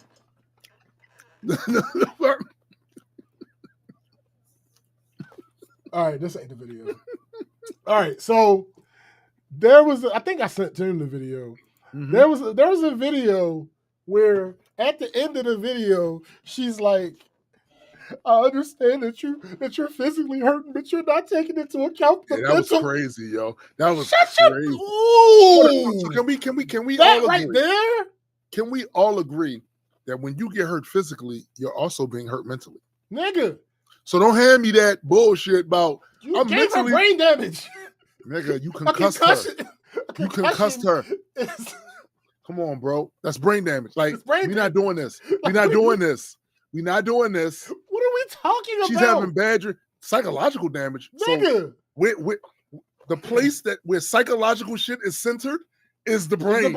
And you just you damaged her. Come on. Stop what it, the fuck are we talking? Stop it. Yo, matter of fact, I think I might have a book. She was like, we saw you. We saw you. I'm looking at you. Like, what are you seen it? Yo, she was like, because at first the only angle was like from the front. Yes. And her first video, she was like, you gotta look at a different angle, and you know, I've seen a different angle that made it more clear of how unintentional it was. Then they showed the back angle, and that shit looked just as bad. The back angle, show. Yo, that's to say, she tried, but the words didn't seem to come out. Maybe she was out of fucks again. Nigga, that was it. Because what are we talking about here? We synced you in 4K. Come on, sis. I think this might be it. Everybody has feelings, so you're physically hurt, but you're not thinking of my mental, right? They're going off of one angle. A couple times hit her, my baton What's up, Jigs? Got stuck behind her back like this, and it rolled up her back. I lost my balance, and when I pumped my arms again, she got hit. I know my intentions, and I would never hit somebody on purpose. They're assuming my character, calling me ghetto, racist slurs, death threats, all of this. Listen, I don't condone. I don't condone people calling you racist slurs. However, right. But everything else, That was an extremely ghetto thing. I've seen that. Nigga! I grew up in the ghetto. I see people getting there. Like, what are we talking? Like, what the fuck are you talking about? Like, that was what the fuck? This is how not to apologize, right? This is how not to apologize. Yeah. By not apologizing. Yeah. Yo, the whole, I know you were physically hurt, but my mental, where's your mental? Where's your mental? Where's your mental centered? Where? You beat up on that piece of equipment that houses her mental. Right. Stop it. Stop it. And again, these things are not heavy. No. They're not heavy. You was tearing her ass. There's virtually, actually, if there's somebody who runs track or teaches track that wants to get on here and correct me, I'm all for it. I am willing to say there is no way that you can hit somebody in the head with the baton while performing the normal act of running track, unless it's on purpose. Right. Unless maybe if they just so happen to be that short, right? But there's not that much of a height difference between the two of them. They weigh 50 grams, yo. My nigga, I'll just look. No, it's not natural. It's not a natural movement. It's not natural, bro. It's only natural movement when you try to hurt somebody, nigga. It's only natural like this. Like, what are we talking about? Like, why is your arm always back? Yo, why is you statue of limiting that you shit, can yo? See her arm go back here from the heavens. See, we used to call this hitting her from hell, like nigga. You bringing it from. So what? Like, what are we talking about here? Listen, sis. Real talk. I'm gonna try to commiserate with you as much as I could possibly can. It's hard. You were losing. And you trained so hard, she was just better than you. And you were so desperate. Maybe your coach was on some bullshit. Maybe your family was on some bullshit. And you saw your dreams slipping away because you figured if I won this, then this would turn everything around. And you said, fuck it. By any means necessary. Yo. And you wailed on her head. But we saw you. And like necessary in 4K. Fact. We saw you. GA said if she were falling, she would throw her arms all the way out to counterbalance. That's it. That was a strike windup. Nobody falls like this. Yeah, that's not how. I ain't never seen the nigga fall like that. You try to protect all this. Oh shit! This is also unprecedented. This course. shit don't This shit don't happen. Yeah, also, this is Tonya Harding. No. This not only is this is worse than Tonya Harding because at least she tried to do it on a low. Right. This shit was. You didn't think it was cameras there? Nigga. You didn't think it was. Come on, sis. Listen, you did what you did, and you got to run her that fade. I know. They say violence. They say violence begets violence, but you the one that started begetting. And she get to have a baton. You don't. Yeah, you don't. You got your baton shot off. Right? Yeah, you already. Yeah, so she you got to run. You got to run her that fade for real. Like, listen, you got to when she's right or whatever, she gets the baton. You know, because you concussed her and potentially you concussed her. Right, exactly. So you got to run that fade. You gonna have to. That's it. Right. That shit you did was out of pocket. Even if it was out of desperation, that's no excuse. But I was losing. I'd have respected you more if you'd have been like, look, I was losing. Well, I needed to win this. some people are arguing it wasn't because she was losing. Some people argue that it was because there was contact when she was passed. So not just because she was getting a lick back. Is that what they said? That's what people were saying. Like she felt. Did she get hit with a baton? No, not legitimately. Like but she felt she was getting her hit back. Like not like they're saying that the reason that she decided to do this was not because she was losing, but it was because the person contacted her on the way by her. When she contacted her, did she hit her with a baton? Did she saying that? Because if not, Like you overcorrected. Listen, I am willing to accept that I don't know much about what happens on the track. There could be experiences that motherfuckers have on there, but that's what said she thought she was so fast she didn't think they'd catch her long distance right on camera. She's a speedster. There's no way. Look, there's no way. I am activated by the Speed Force. There is no way these but may I suggest this? If you were, you wouldn't have been behind. Right. Yeah. Did you ever think that? Did you ever think that maybe you're No, it only affects my upper body. Yeah, it only affects my upper body. It doesn't work for my legs. Damn. Doesn't Sucks to be you. Nigga. Like, what are we talking about? Like, why is this? These motherfuckers, we stand with you. What the fuck are you? What? Also, sis. You on the wrong side of history. Those tears don't work for us. Nah, B. Just so you know. Mm-hmm. They don't work for us. I don't care about your tears. Not for this particular situation. You did that shit. We saw you do that shit. Now, I know what you were thinking. If I cry, they'll see that some sort of sincerity with me, right? Yeah. I'm trying to inform you that tactic never works for our folks. Actually, you know what? I'll shoot her a little bit of bail, right? Not the one she want, not the one she gonna need. There's no grace you can show her. not the one she want, and not the one she about to need. But I'm gonna shoot her a little bit of bail. What's up, Keeb? What up? Maybe she blacked out. Possible. Maybe she blacked out. What's up, Vern? What up? Where you been at, Vern? Maybe she blacked out. And when she came to, she's like, I know my fucking character. I would never do no shit like that. Oh, that's possible. I know what happened. The void took over. Listen. It's an old joke that me and my producer used to say all the time when somebody was talking shit to us a bit too long. Out of nowhere, we wouldn't even respond to what they say. We would go, and that's when I blacked out, Your Honor. Right. And that's what I'm, you know what I mean? Like that. So, okay, maybe she did. But unfortunately for you, the void isn't here to be sent to court or pay restitution or whatever. You can cuss that girl. Yeah. There's no way you can cuss anybody by accident if you're not in a car. Nigga. Or some shit. Like, and not with that light of an object. Not with that 50 gram baton. Yeah. 50 grams. I mean, you just added a whole nother perspective on Meet the Grams. Nigga, shut up. I don't like this guy. I don't.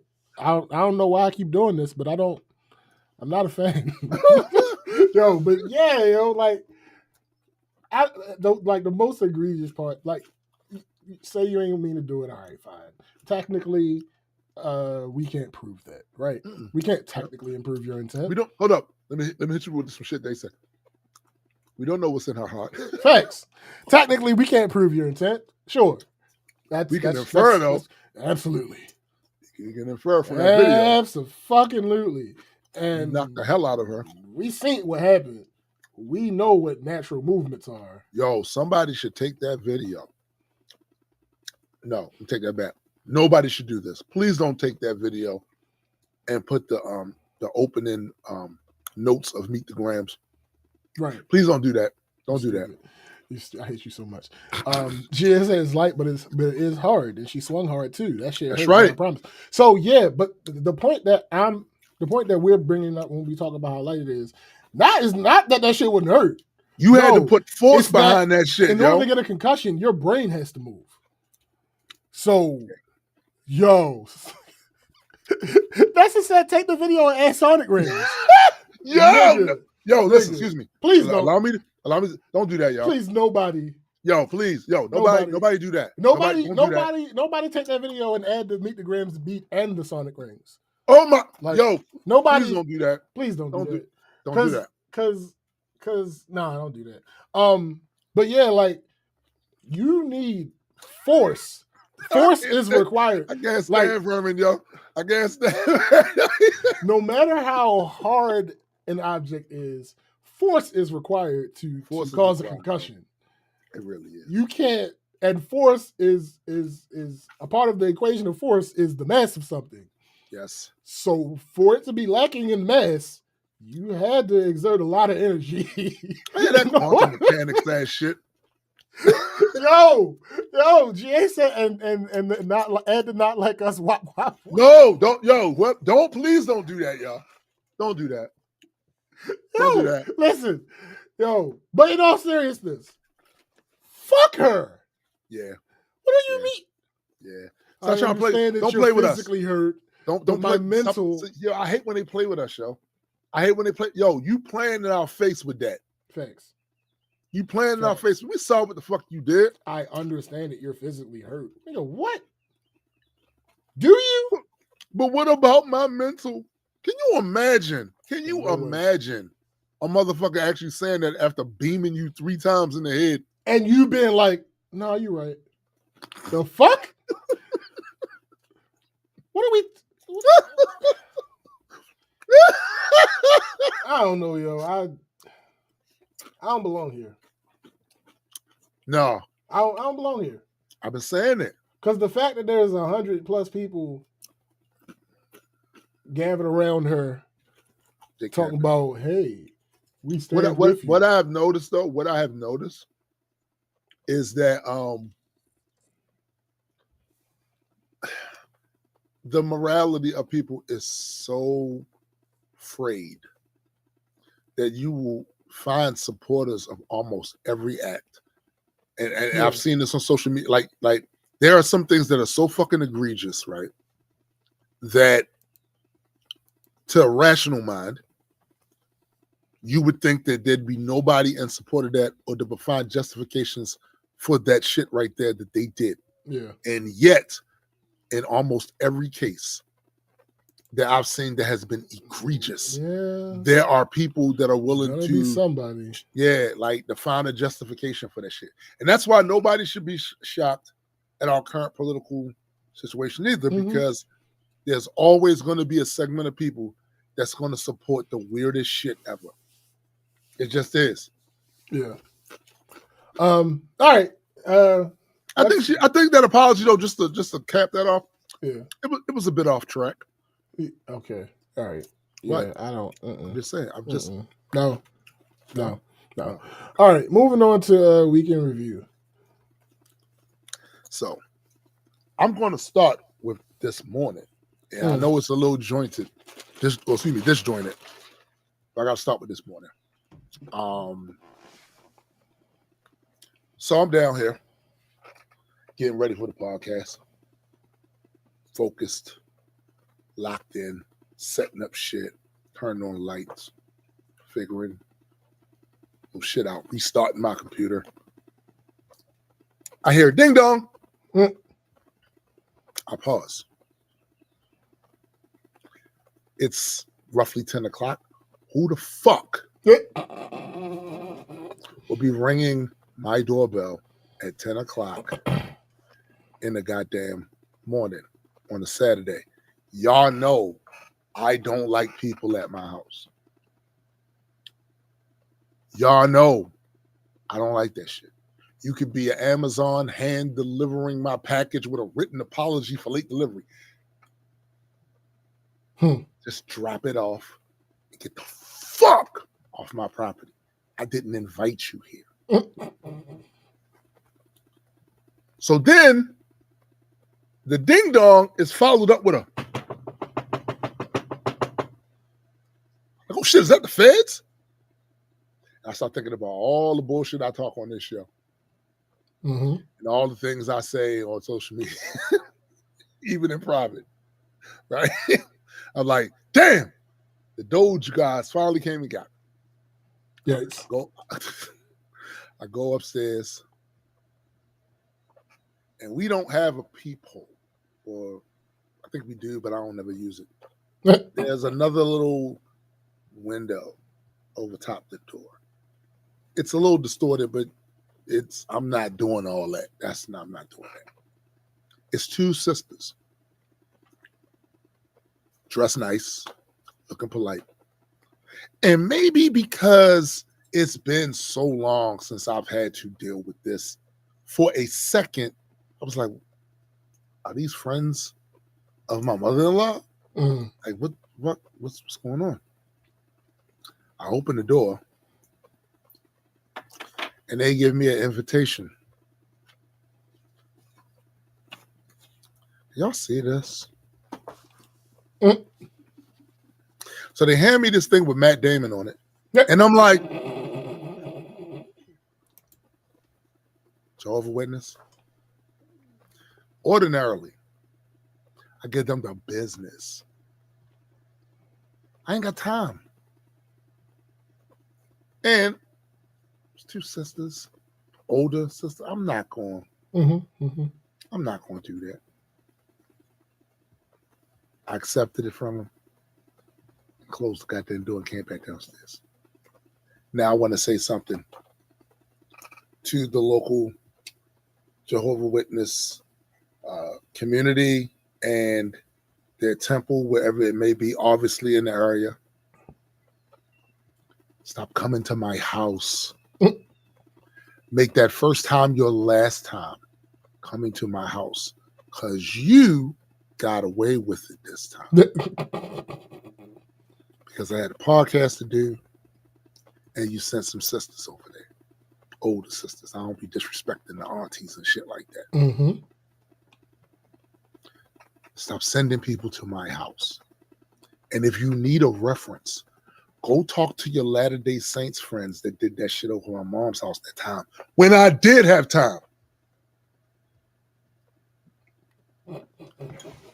And I know you didn't walk up the driveway. I know you walked on my lawn. Yikes. I know you did that shit. Stop sending people to my house.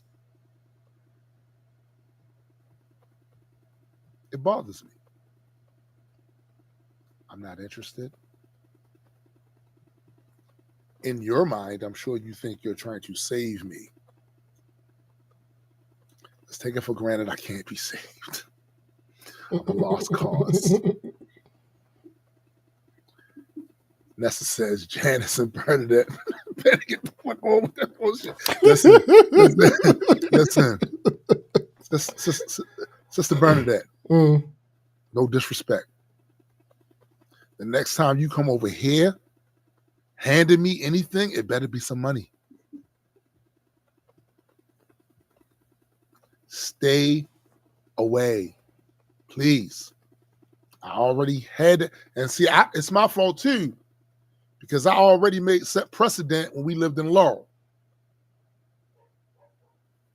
They didn't want to come back there.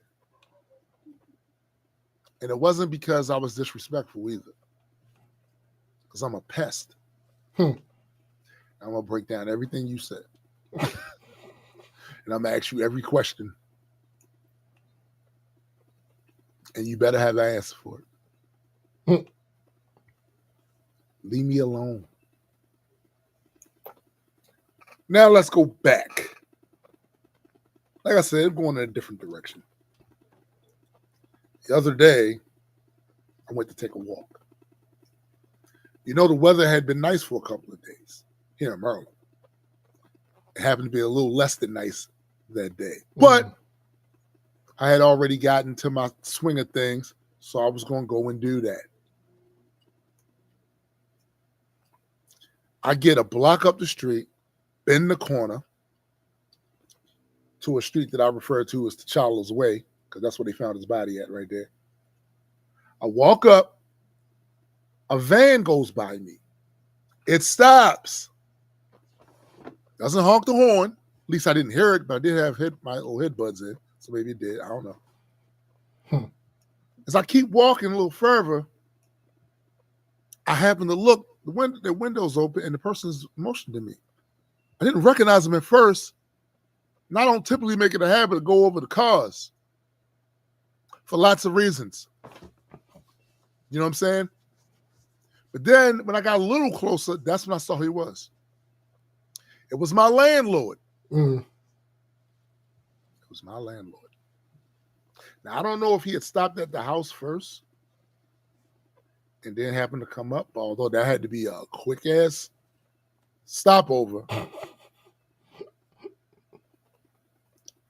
Paul, he said, hey, I hear you belong to the parking. There's a committee in our neighborhood, some sort of council on parking. I went, where the fuck you hear that from? Not like a joiner to you. He was like, no, I thought that you was, part of the. I was like, but why would that be important anyway? Apparently, he's having an issue with one of the other houses that he owns around here, which I didn't know he owned another house around here. And people parking on his grass. So here's the thing. I have made it known on this show that there is a house across the street where the lady is disabled, and she has this sign that's right there in front of her shit. You cannot park your car in front of her shit. And most people respect that. I haven't seen anybody disrespect that. However, in the process of respecting her, motherfuckers be disrespecting me by parking in front of my shit. When neighbors have their little friends and shit over, family members, some sort of event, bingo, potluck, whatever. Them cars come around here, and all of a sudden they can't find no other place to park but in front of my house. So, here's the thing. I certainly get why he's annoyed by that. Sure. But what would make you think I would be part of some committee like that? And also, where the fuck you been? Because the last time I talked to you, you tried to skimp out on a bill. Mm-hmm. You tried to not pay that brother that came over here that fixed that pipe. And then you tried to twist the scenario like that was a bill we were supposed to pay. And I checked your ass. I ain't seen you since. I ain't heard nothing from you since. Sure you got that check though, didn't you? You were the one that was supposed to deal with the whole situation about the dryer. That's your shit. That's your bag. When you sign a lease, that's for those of you who have never signed a lease. When you sign a lease, it's just a contract where you agree and the landlord agree. There's a set of provisions on that son of a bitch that you are required to follow. Mm-hmm. They are required to follow. Facts. On our lease, we are required to pay $2,500 a month.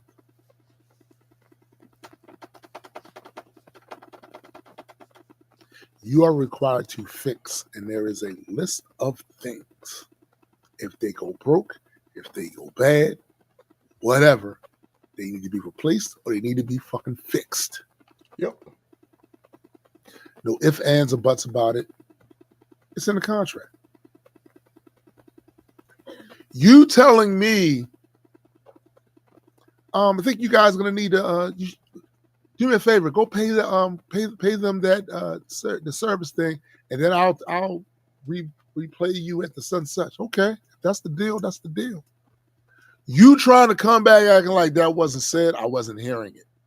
And furthermore, I don't know who the fuck you think you was playing with. Hey. I'm trying to figure that. That's the part that really bothered me. I was like, who the fuck you think you playing with? When the times you come over here, do you get the impression that I'm playing with you? About anything? Do we be joking and shit? Do we have these little run-on jokes, catchphrases and shit?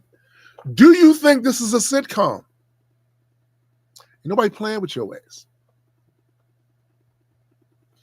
You, sir, are 5'2". And my senior by probably 20 years. Stop playing with me. Oh, your sons? It's not going to help. No. I've met your sons. Talk to your sons. I got to look at the cut of their jib.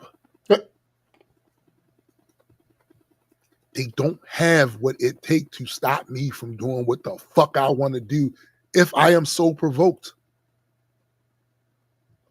And it's easier to provoke me when you're standing in my house. It's easier to provoke me. But we don't have to do that. All you have to do is follow the rules. That's it. We signed an agreement. You've never not gotten your money. So let's not start that. In fact, let's end that. Because we got $2,500 a month to give. But we may not have bail. And we're going to take collection out. SBJ got a wedding. He's spending money on, so I can't really keep going to my man like, yo, look.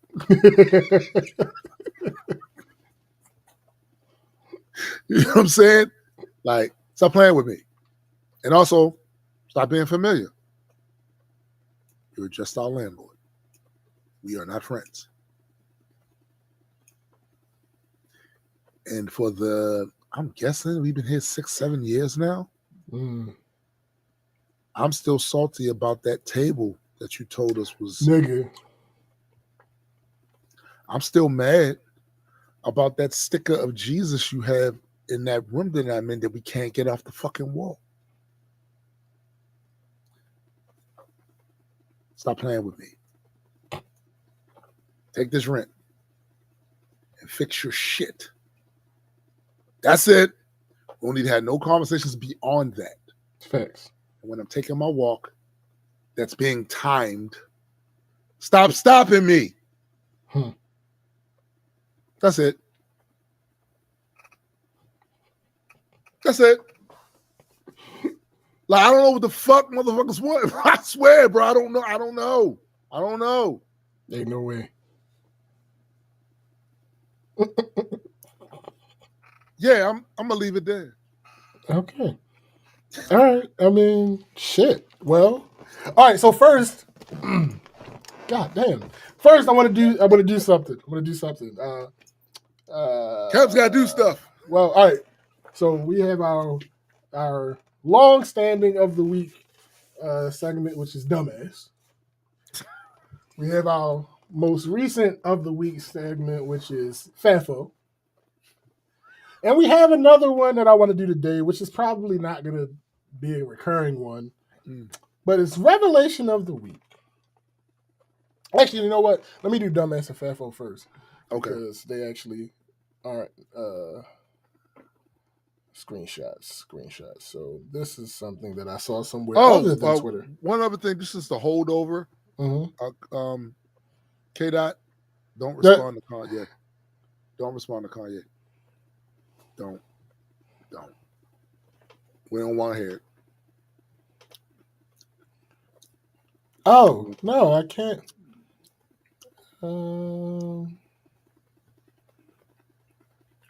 okay. Well, this is a dumbass of the week.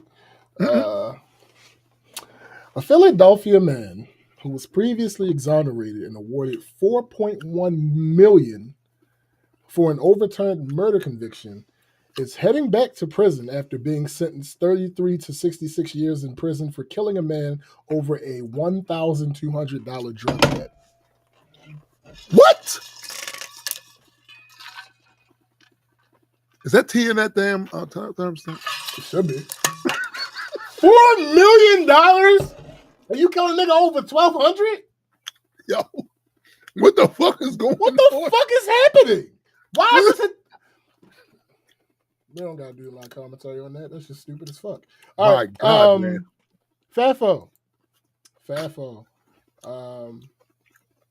It's dang, I was gonna play it, but I'm not gonna do that. It was an interview. Tim sent me this video. Not to say you gotta pay what you owe. He gotta pay what he owe. Sincerely, the Santa Stalker. Actually, wait, I don't know if Tim sent me this or if I sent Tim this. Whatever, either way. It was an interview, and this lady is interviewing this Hispanic business owner. And she's like... You may have sent me that one. Okay. And she's like, so you own a business, right? She said, yeah. She said, okay, you're Hispanic? She's like, yeah. She's like, okay. And you voted for Donald Trump? She said, yeah. She's like, okay. Why would you do such a thing? Did you think it was a joke? Like, did you? She said basically, she said, is that what you thought would be best for your customer base? She said, yes, because things would cost less. Based off what? When I saw it, she said, you see both sides, you know. I always try to be motivating to my employees and my customers. How does she think things are?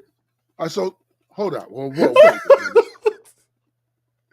So with this economy, we are not legal. She said, so with this economy, we are not legal. I always try to motivate them, but if I ask myself, they're right. So they have much to worry about. So why would you have voted for the And see, this is the reason why when the shit come back around, I feel no empathy. Yeah, you're now losing customers, losing employees.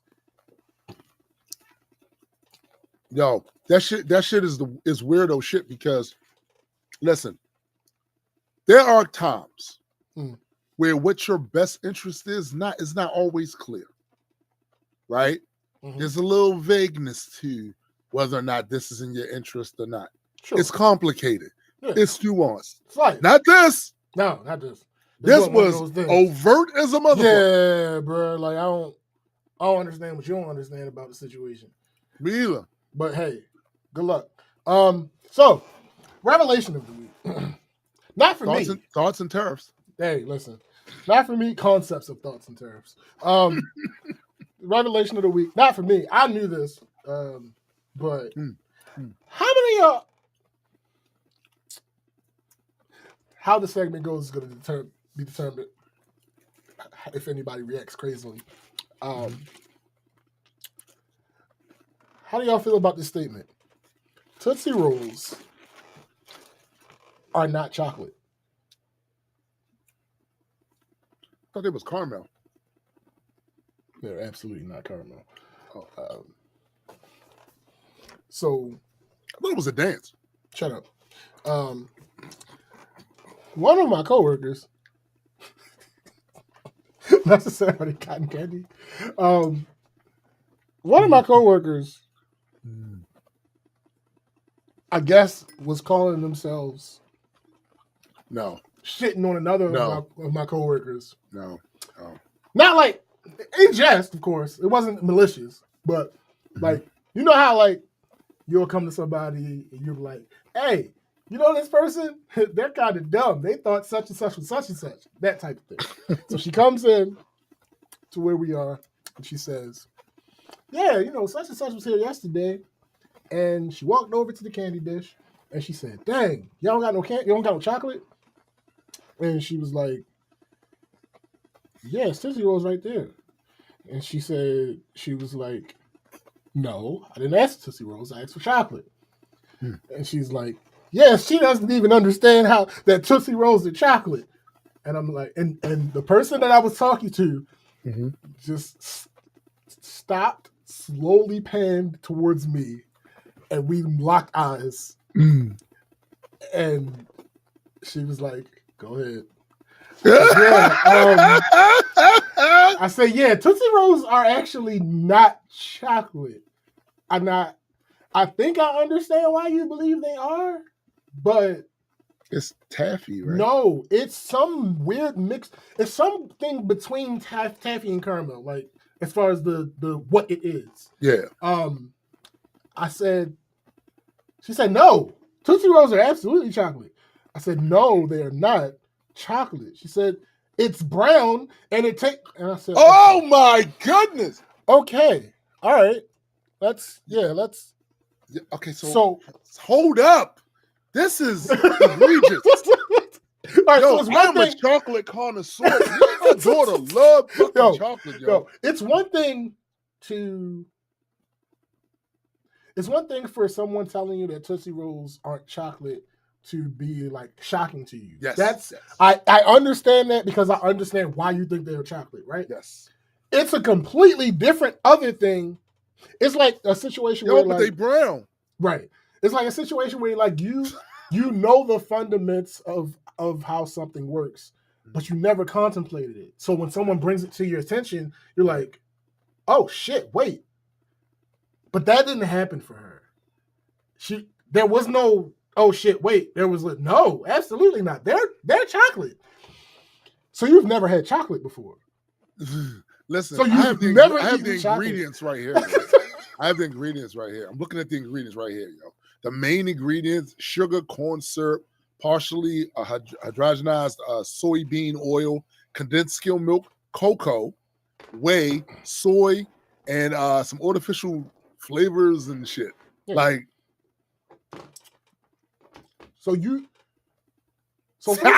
that's called it black licorice. No, black licorice is amazing. Gross! It's amazing. It's the best thing in the world. You and my moms, man. Y'all gotta stop. Yeah, my God. Y'all need to be stopped. Hey, whatever you want to call it. Y'all need to be stopped. So, first of all, I'm sorry to burst your bubble. It don't taste like chocolate. Tootsie Rolls do not taste like chocolate. They don't. There's nothing. No, Sean P just said not legally chocolate. Tootsie Rolls are not considered chocolate in most parts of the world because chocolate must contain cocoa butter. Correct. It has cocoa. But not even like they not like us, Nessa. They not like us. Yo. But not even on a not even getting so technical, right? Not even with laws. It doesn't even taste like chocolate. It doesn't taste. But hold up. We're not going to get technical like the whole Trump thing with whiskey and wine. Whiskey and champagne. Shit. A bunch of dumbasses don't realize that you can't make whiskey outside of the United States and you can't make champagne outside of France. But excuse me, y'all didn't know. I don't drink. There's a very specific place in France where all champagne comes from. I gotta leave. I don't just like there are correct me if I'm wrong. I think it's 2 places in the United States where all of the whiskey comes from. It's not whiskey if it didn't come from those places. It's not champagne if it didn't come from that place. I don't know what's happening to this world. You got fire coming from the sky, dogs and cats living together. But here's the thing. I don't know what's happening. Here's the thing. Facsimiles and approximations of those things still taste close to those things. Yes, Tootsie Rolls don't taste like chocolate. They also don't behave like chocolate. No. It's not. Tootsie Rolls don't melt unless they're under extreme heat. This is chocolate sea salt caramel. So it's basically chocolate on the outside, and in the inside, it's caramel. If you eat room temperature chocolate with your bare hands, there's going to be chocolate residue on your fingers. No, let me tell you. I'm gonna tell you, this has never happened to me because Tootsie Rolls is definitely not my favorite candy, but I've had it, right? This has never happened to me in the history of niggerdom. I have never held raw Tootsie Roll in my hand and had chocolate residue on my fingers because it's not chocolate. It's not chocolate. Like, I don't know. That's the saying. Nothing makes sense anymore. They blended UFC with track and field now. Nothing is what it seems. Nothing. Facts. And I'm like, Now, to her credit, once I went down that rabbit hole, she was like, oh, shit. Okay. All right. Brown Play-Doh. No, that's hilarious. Once I went down that rabbit hole, she eventually was like, okay, all right, I get it. That makes sense. But her initial reaction? My God. Nigga. Yo, somebody saying that Tootsie Rolls is chocolate is like somebody saying candy corn is a vegetable. Like, y'all niggas is crazy. Y'all niggas is crazy. I'm like, wait, what? Y'all niggas is crazy. And it's funny because, like, the reason that the person that was sitting across from me looked at me like that is because I had that conversation with her before. Like, we were talking about candy, and she was like, I want some chocolate. I want some chocolate. Right. She was like, I want some chocolate. You got, I said, the closest thing I got over here that I'm looking at is Tootsie Rolls. She's like, that's not chocolate? I'm like, no, it's not chocolate. Brown like chocolate. It's brown, but it's not chocolate. Anyway, so this week, Sunday, Chrissy and I went to see these podcasters that she follows. Now I don't watch them. They did what? They did a live somewhere? Yeah, they on tour. Yo, that's when I first heard that podcasters was doing like tours in different cities, which was like a few years ago, I was like, so they're going someplace else to talk. Yeah. I mean, most of the live shows, they do more than just sit down and have a conversation. What else? Most. So, for instance, like I know Kev on stage and That Chick Angels podcast. I think when they do tours, they do like comedy bits and he's a comedian and a very funny one too. Yeah, well, the woman of this couple is a comedian as well. Okay, so they got there's movement. Can we do Black Culture Geeks? We could actually translate this to a live show, but it would take some doing. But yeah, it could be done. It could be done. But yeah, they do. They get the crowd involved, play games and different types of shit. See, the only one that I saw clips of was one that Academic did with a bunch of his fuckers. Nah. And that shit looked like something that was not appealing. Though. I ain't gonna hold you. It looked like I heard Joe Budden said they've done it before. Yeah. Right.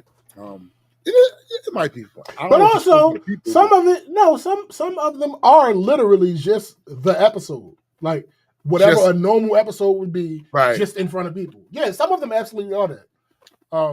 I would I'm not going to go to those. I'm not going to hate on that. No. I probably wouldn't never want to go to those. If you're just doing the same fucking thing. Yeah. I could be experiencing that from the comfort of my home. Right. Like, if you were bringing people out, like some famous motherfuckers or whatever that I give a fuck about. That's different too. Yeah, that's different. Like you got to add something to it. Yeah, so add some value. But anyway, because you expected me to be around people. Yeah, nigga. I need to see some shit. About to get right to that. Like I said, I don't watch them. She wanted me to go. Their show was good. They did what the fuck they were supposed to do. They kept the crowd into it. They were engaging. They were fun. The entire show, they were funny. Like I said, she's a comedian.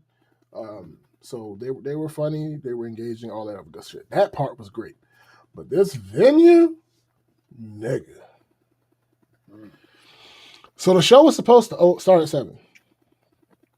It's supposed to start at 7. You pull up a little. You know what's funny about that? It wasn't their fault.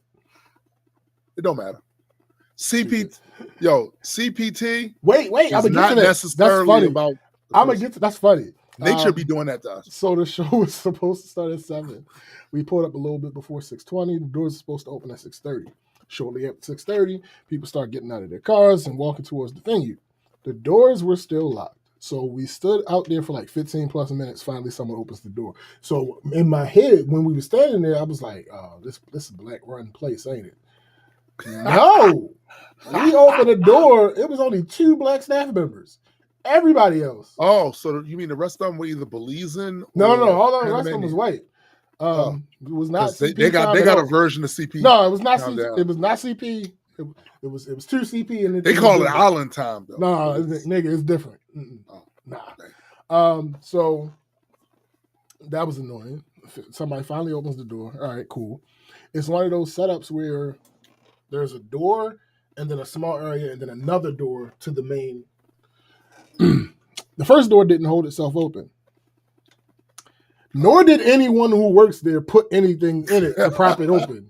So that combined with them opening late made for kind of slightly awkward situation of people having to hold the door open, which doesn't sound too bad.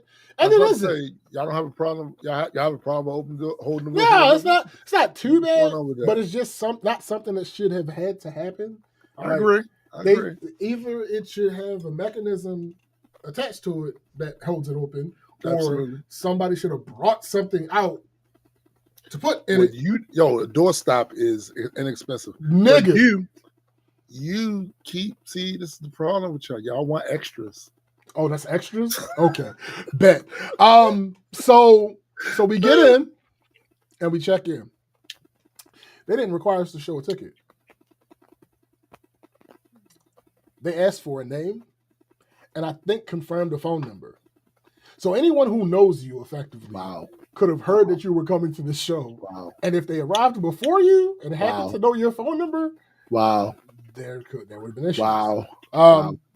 So they take us. So there were security issues then. Hey, listen. There had to be, my guy. Yeah. Like, what? Yeah. So they take us into the theater area and they sit us down. It's a small table, big enough for 4 chairs. There are 4 chairs there. Mm-hmm. Not the most spacious, but it was decent. Except they were trying to fill seats up. So I noticed it because there was a couple next to us. They were at their seats. And then another couple was brought in to sit at that table. Now, I initially thought they knew each other. But overhearing their conversation quickly disabused me of that notion. Then shortly after, the people brought some nigga we don't know to our table. Wow, I don't like that. No, I don't like that shit at all. I don't like that. I told Chris he come over to my side. The most egregious part about it, the show wasn't fucking sold out. There was absolutely no reason to do it that way. Yeah, I'd have been a bit peeved about that shit. There was absolutely more space to not put niggas in with people that they don't know, but whatever. Next up, there was a 2-item purchase minimum. That's standard shit. Not a problem. Plus, we hadn't eaten dinner yet anyway, so cool. I look at the menu. They have a version of a Monte Cristo. I love Monte Cristos. I want to order. No. I want to order a Monte Cristo. It's like a lot of bar type places where there are items that come with like this sandwich might come with chips, but it'll say in the description that you can you can sub fries for like $2 or some shit like that. Right. Like that type of thing. So I'm like, all right, cool. The waitress comes. She explains the 2-item minimum and then says that we have to put a card on file for a tab-like situation, and there will be a $10 hold that we will get back at the end of the night. All right, fine, no problem. She takes Chrissy's order first. Chrissy orders, all good. She gets to me. I tell her the drink I want, item 1. I tell her that I want the Monte Cristo with fries, item 2. You would think I was speaking a different language. Well, you did say Monte Cristo. It's on the fucking menu that way. Oh. I said, no, actually it was called an almost Monte Cristo because there was one thing about it that was different than a traditional. It wasn't even a real Monte Cristo. Yeah, it is what it is. So I mean, I wasn't expecting it to be on the menu at all. So for it to be there, I'm like, oh, okay, let me go ahead and grab it. So I said, I want an almost Monte Cristo. Wait a minute. You think the venue with the ability for the doors to open itself is probably more expensive? Funny, nigga. It's probably more expensive. You would have expected anyway. So I said I want the almost Monte Cristo with fries. I forgot to mention that it had that dumbass name, almost Monte Cristo. As if they would get sued if they just called it a Monte Cristo because it wasn't exactly like what the fuck. Anyway, so I said that I want the almost Monte Cristo with the fries. She says the almost Monte Cristo. I said yes with fries. She said, you want the Monte Cristo and a side of fries? No, I want the almost. No, I can't sub the chips for fries. She says, oh, okay, yes. See, had you got the practically Monte Cristo, you stupid, you would have been able to. So she then takes dude's order. Wasn't paying attention to that. That ain't my business, right? He shouldn't even have been at the table. That shit is crazy, bro. Listen. That shit crazy. She leaves for a minute. She comes back. She says to him, I'm sorry, we're out of mozzarella sticks. He orders something else. Okay. How the fuck y'all out of mozzarella sticks? And if you are, why didn't you know that already? This is not a big venue. Also, they aren't even generally open on Sundays. Also, that's crazy. Also, likely due to that last fact, this was the only service of the day.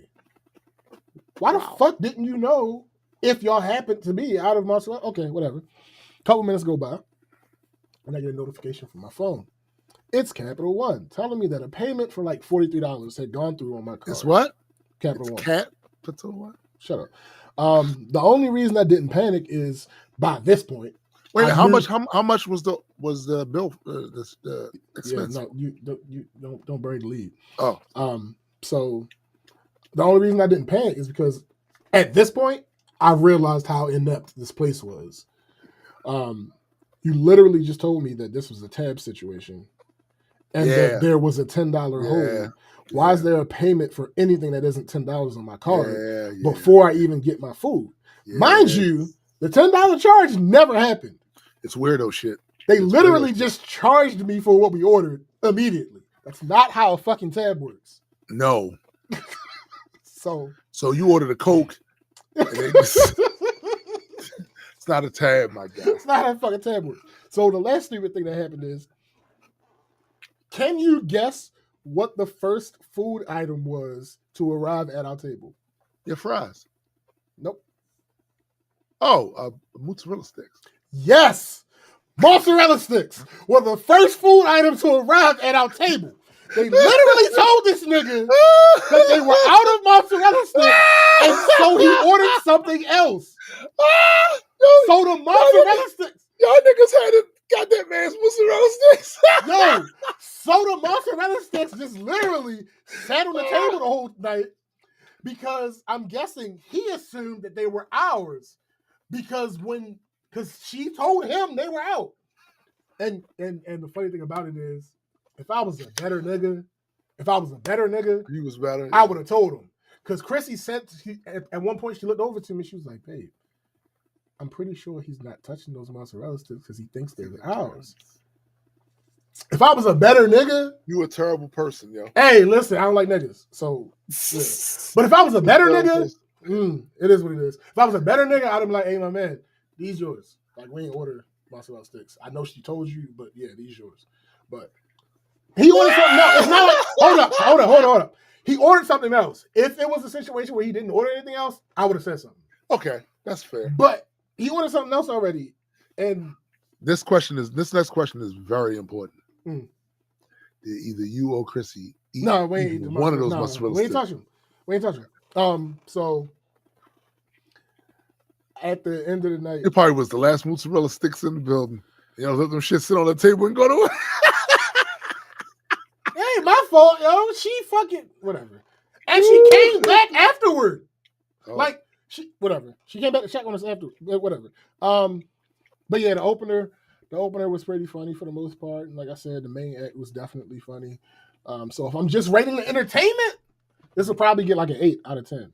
Okay. If I'm taking into account the tight service and the uncomfortable seats and staff not knowing what the fuck they're doing and having to sit with a stranger and the policies and the policies that aren't actually policies, and we're gonna have to take that down to a 3.5.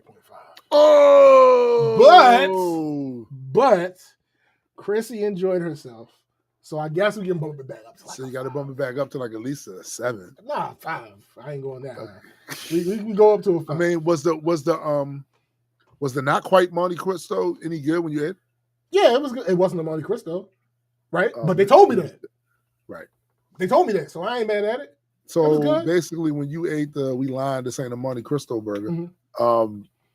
It was good. Yeah, it was good. It was good. You can give him a 6. Yeah, the food was decent. Listen. So, all right. So if I would have given, I don't know, Sean P. I'm guessing that he didn't get charged for him because they had a conversation. Like when they was finding out the checks and shit, even though again I had already paid. But right. So when they was walking around giving out checks and shit, they gave you a check conversation. Too? Yeah, they gave me the fucking check, and it was for the exact amount that my card already told me they took out. So like, what the fuck is the point of you anyway? So that's crazy. They had a little conversation. So I'm guessing he didn't have to pay for them. I have to assume he did that because that would have been some bullshit. It would have been. You just And told us, I'm man. not paying He for had this his shit 'cause mouth you told me. all ready for some mozzarella Nigga. sticks. And then And your then, ass tell him, imagine his perspective, right? He get in there, he like, oh shit, they got mozzarella sticks? I'm about to fuck these mozzarella sticks up. He orders the mozzarella sticks. She says, okay. She goes away. He's like, yeah, I'm about to smash these mozzarella sticks. She comes back out. I'm sorry, sir. I didn't know we're out of mozzarella sticks. Fuck. All right, let me get some fries or something. I don't know what I don't know what the fuck he get. I don't know that nigga. I wasn't paying attention. But he got something else. All right, let me get some fries or something. All right, cool. 5 to 10 minutes later, mozzarella sticks come out. These motherfuckers. They got the last order of mozzarella sticks. He looking at y'all. I know what he thinking. He got so many thoughts running through his head. He must know them. Like, it's a lot of shit. Like, yeah. Right. Like, how the fuck these motherfuckers eat mozzarella sticks? That's really that happened to be the last order of mozzarella. That's literally probably was on his mind the entire show, yo. Then throughout the show, these niggas ain't even touch the mozzarella sticks. Yeah. Like, so they just gonna order them and not eat. Yo, that's crazy, man. Oh, they did that because they knew I ordered. They knew because I ordered it. They just wanted to order, have it sit here in front of my face the whole time. Nigga. Man, this why we can't rise as a people. Right. Right. I can imagine. And he's justified for feeling every single feeling that he felt during that moment. He is. He ain't say nothing, so I ain't tripping. Look, squeaky wheel gets the grease. Hey, listen, he ain't say nothing, he ain't do nothing. I ain't got no beef with him. Right. He's justified for whatever the fuck he thought. Bitch ass niggas, they gonna order mozzarella sticks. Hey, listen, I'm fine. You know that what you was saying. Right. I'm fine with that because he ain't expressed it verbally, and I ain't had to, cheese eating ass niggas. Right. Whole time. No, wait a minute. Non-cheese. Y'all not even gonna eat the goddamn mozzarella sticks? Man, fuck, man, I should air this bitch out. I'm not going to because the fries good. This shit out. I'm not going to because these fries good. The show good. I'm a chill. But I should air this. Air this motherfucker out. So yeah, yo, like I just. Yo, that's hilarious. All right, wedding watch. Nothing significant that I can really report on because I don't like something happened, but I don't know the details of what happened yet. Yeah. I'm gonna find those out. I think tomorrow night. So yeah, that's that. Also, though, I think I forgot to mention last time that I got these niggas watches. They arrived the week before last, so I got 4 of them the same exact watches. One is different because it's a woman's watch because one of my groomsmen is a woman, and then Fab's is different because he's the best man. That was one of the reasons he was over here when I cooked all that fucking food. So I could size. Fab got the Rolex. The rest of them, ain't no Timex. They got the G-Shock. No, Fab got an Invicta, which is my preferred brand of watch. But the rest of them didn't get Invictus because they expensive. And I ain't really got it like that. They still nice watches, but they just not Invictus. They only gonna wear them that one time. They only gonna wear them that one time for the most part because it's rose gold. Niggas don't just randomly wear rose. So that's true. No, I feel like one of my nephews. Listen, they are theirs, so they can wear them as much as they want to. Right, but I don't imagine that they're gonna be wearing them a bunch. I'm gonna be wearing mine a bunch because I'm gonna also have a ring that matches it. Right, but outside this nigga gonna be blinged out. We're gonna be out there shooting some shit one day, and he just gonna be. What time is it? So, I told y'all how I bought 3 watches because I was trying to decide which one to wear for the actual wedding, and it isn't a waste because, like I said, all of them go with the ring, so I'm going to be wearing them anyway. It's just I'm just knowing which one I was going to wear for the ceremony. I wore the one. Yeah, that definitely would have been a waste for me because I don't wear watches. Oh no! You know what I probably would have did after the wedding and shit? I'd have just put it on a chain. That's actually yikes. So for right, Jay, nigga flexing. I'd be like, yo, damn. Nah, come on, yo. What time is it? He'd be like, no. And when I don't use my watches for time. Listen, no, exactly. That's the whole point. I'm like, what time is it? He gonna be like, and then he gonna position his shit so it hit the light a certain way. Yo, and you get the ring. It hit like the light hit the ring. Then the light from the ring hit the watch. Then that shit come out. Yeah, we see it. No, nigga. So for those who don't know, I collect watches. So I probably have like 14 now. No, actually, I just bought 3. So this nigga Dr. Manhattan. Nigga, it is what it is. Watches and shit. It is what it is, man. Look, goddamn it. Yo, now I get it. Now I get it. That's what the whole watcher shit is. Oh, you know what? This nigga, this nigga. This nigga. Yo said the whole watcher. That's you know funny. You know what? That is hilarious. Okay. All right. Yo. Anyway, so I ruled out one of them from the ceremony because it's a skull candy watch. So it's like, I'm not wearing that for the reception.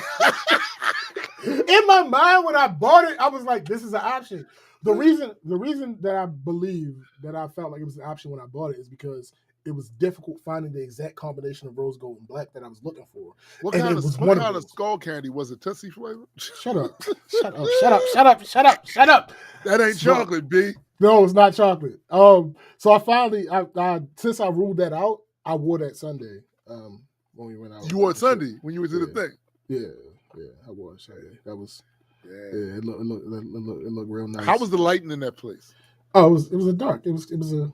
So I ain't blind nobody or nothing. But like it was like coming from the stage area where they was at, right? Yeah, a little bit, but it wasn't like Could you capture a little bit? No, you was trying to read the check. check. Technically, could I possibly have? Maybe. He's like, well, why they send me the check? Anyway, what's on it?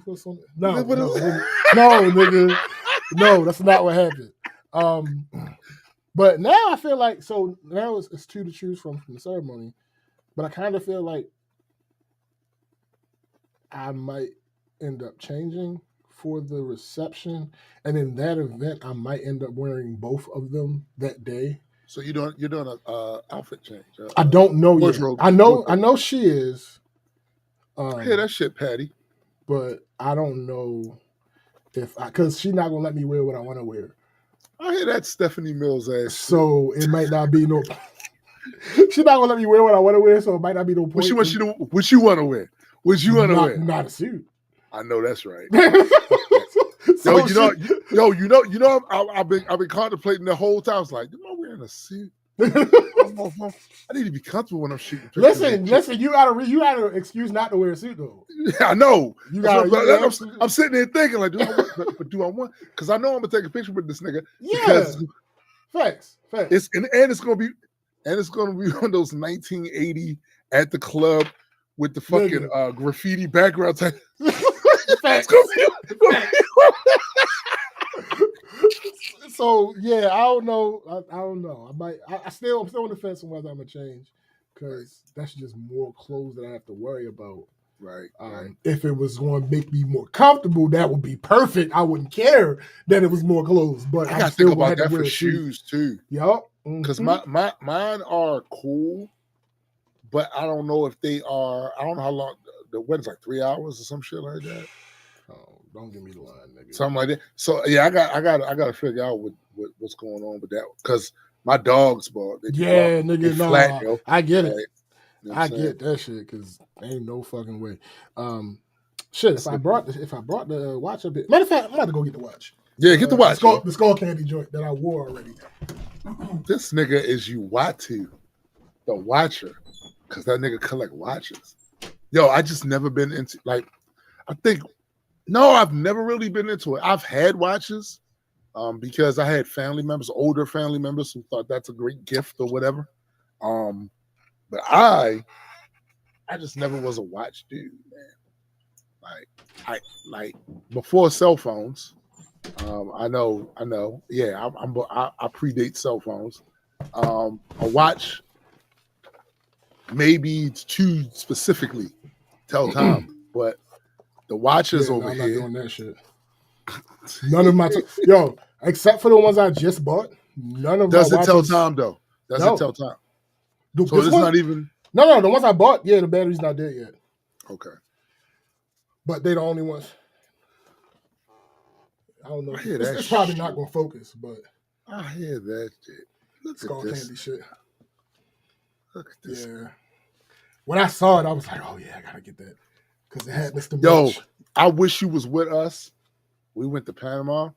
We went to Albrook Mall. What is wrong with We broke it. You broke it. Did not break anything. Yo, like Sean P said, who watches the watches? Apparently he did. But nah, yo, I wish he was there because I never did upload that video, but I have a video of us walking past the store in the Albrook Mall that had like right in the front window of the store watches. And a lot of them was G-Shocks, right? Because there was a time when my son was into G-Shock watches, real heavy, right? And they were selling them though, like the price down there was reduced. So my son was saying, like, yo, man, if I had it like that, I would purchase a bunch of these. Because some of these are some I ain't even seen up in the States. I purchased them and then sell them bitches up there for a certain amount of money. I never did upload that video, but I have that video. Right. Funny enough, like my first watches that I ever liked, because I never became a collector at that point. But the first watch that I ever liked was G-Shocks, yeah. Yeah, my son was on. When he got his first G-Shock, he used to get on my nerves. Every picture he took, he had to get the G-Shock in the picture. Absolutely. And then he would post on social media. Gee, I'm shocked I have a G-Shock. That's funny. Listen, nigga, stop it. Nigga, remember whenever I got a new watch, I would put that shit on Instagram. Oh, yeah, you did. You said, dumbass shit. Yo, you niggas in these watches, yo. Funny enough, the guy who was going to be the DJ is the person who got me started with these Invictus. Because I saw one of his watches he was wearing. I was like, yo, that shit is crazy. My uncle, he collect watches too. But because he caked up, it be them type. So one day, me and one of my nephews, my daughter, my wife, and my son, we went over his house because this was not long after my grandmother passed. So my nephew's birthday was coming up. So I'm like, I got something for you. So he walked me and him into this room. This nigga got a walk-in closet that might as well be another room. Like you could legitimately put a bed in there, a dresser, and a TV, and that's another room. Instead of watching there, it's mostly watches, jewelry, and suits. Yikes! Expensive ass. It looked like a store. Everything. It like a store. And he walked in there. He went into one of the little cupboard things, pulled the shit out. This motherfucker here was crazy. And giving it to my nephew at his age is crazy, right? It's crazy. And he just handed it to him, and she was like, yeah, you just got to put a battery in there and straight. And he's like, happy birthday. I went. Yikes. So, just so we're clear, nephew, this is your great uncle. This is my uncle. This is my dad's brother. Right. I've never gotten a watch from him. I've never gotten really anything from him. You know what I'm saying? So that's crazy. Yo, he had mad cars. Some of them are these customized replica or something that's remodeled old ass cars. We pull up. He's got the new cars. He's got the other shit. And then when he gave the watch to my nephew, he came back and showed everybody, of course, blah, blah. Well, I said, you got a couple cars out there. If you might, I give it one of them away. I think that's it. My biggest regret is that I know he wanted my daughter to come down more. And it never happened. Right. We should have made it a point that Siobhan came and hung with him and Aunt Alice more, because not only is my uncle a funny ass nigga, he's a funny motherfucker. His money there, and nobody's convincing me that I know his son is going to get the lion's share when my uncle passed, but some of that's going to float over to some of my nieces and nephews too, because he spent quite a bit of time with them. You know what I'm saying? So yeah, real shit. The last thing, work. The virus scare from hell, nigga. Oh shit. So, someone at the office had a virus scare. So this is super frustrating because viruses are relatively easy to avoid at work if you're doing your fucking job. Excuse me. I'm just saying. You can't. I was literally drinking, right? And viruses it was are at a certain point where that I'm not even gonna say relatively. Viruses are extremely easy to avoid at work. Just wear a mask. Shut up. When you're doing your fucking job. But this person has a history of not doing their job. Say it. Funny enough, that's not the issue. That's not the issue with this person.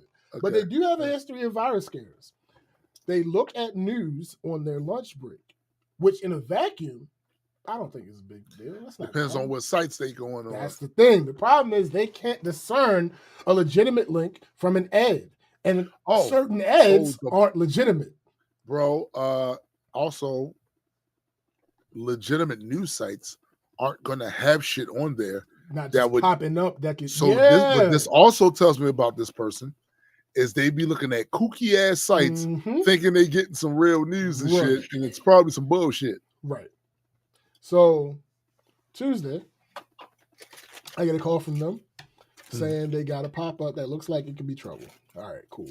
So I asked them what happened, and they gave a story that they were doing something legitimate, and it just popped up. Now, I did a quick Google on what they said they were doing, and that checked out as legitimate, right? Okay. But I checked their Chrome history. Oh, no. And that indicated that they may not have been straightforward with me. Now, that's understandable from a human standpoint. I empathize with. I have chocolate on my fingers. That's funny. It's not a Tootsie Roll. Real chocolate. I say it's understandable from a human standpoint. I understand why you would not tell me exactly what was going on. I get that. The problem is I don't have no trouble to put you in. Right. And I have no desire to put you in trouble anyway. They don't know that. Only reason they should know that. The only reason I cared what happened is to better help me understand what I was working with. Of course. So I went and I looked, and it appeared to just be scareware. But the problem with that is you still have to take it seriously. So I disconnected the PC from the network and I ran a scan. We have a few scans that we run whenever we have a virus scare, and a PC has to get through all of them before we hook it back up to the network. I get to the last scan, and this is where the annoyance starts. It's taking much longer than it usually does. Generally, that scan is the quickest one. To give context, generally the entire process of running all the scans may take at max 3 hours. But again, the one that was taking long this time usually takes less than an hour. It got close to the time that I leave for the field, and it was still running. So I made the decision to switch my days. Thankfully, I didn't have anything pressing to take care of that day out in the field. By the end of the day, it still wasn't done scanning. They asked me what they should do, and I told them just leave it alone, and we couldn't do anything until it was finished. I come into work the next day. This is Wednesday. It was still scanning. When they came in, they said to me something to the effect of, "This is taking forever. Should we just stop it so I can keep working?" Absolutely not. No. Under no circumstances will I be connecting that PC to the network until it has been cleared. So Ultron can go through the entire system. On top of that, you allegedly caused this issue. So you don't have room to be impatient. Like, what is happening? So had you not gone on fakenews.com, right, then that shit wouldn't have happened. This was Wednesday, which is my normal day to stay downtown all day. But at like 12, my boss told me just let her know what has to be done once the scan finishes so the situation doesn't keep holding me up. My supervisor, who's not my supervisor, was on vacation this week. So, like I said before, my supervisor, not my supervisor, and me. She get a lot of vacation days, yo. Nah, nigga, not at all. No, she has a lot of vacation. She don't take vacation often. My supervisor, not my supervisor, and we do most of the hands-on computer stuff. So the scan hadn't finished by the time I left for the field that day. I come in Thursday morning and it's still running. Mind you, it's not stuck. Scan's not stuck. It's moving. It's just running. The scan is as actively scanning. It's just taking forever. Every time I looked at it, it had gone through more files than the last time I looked at it. Every single time. My boss suggested just giving her a new PC. The problem with doing that at the time was that we add PCs to the domain through reservations, and my supervisor, who's not my supervisor, does that. And I don't have access to it. So we couldn't do it because she was on vacation.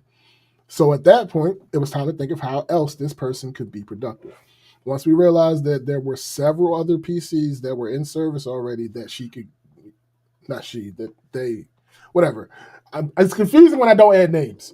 You know, once we realized other things she could have done around there. I'm pretty sure there was a floor that need mopping. No, not she. They. She would have been my boss.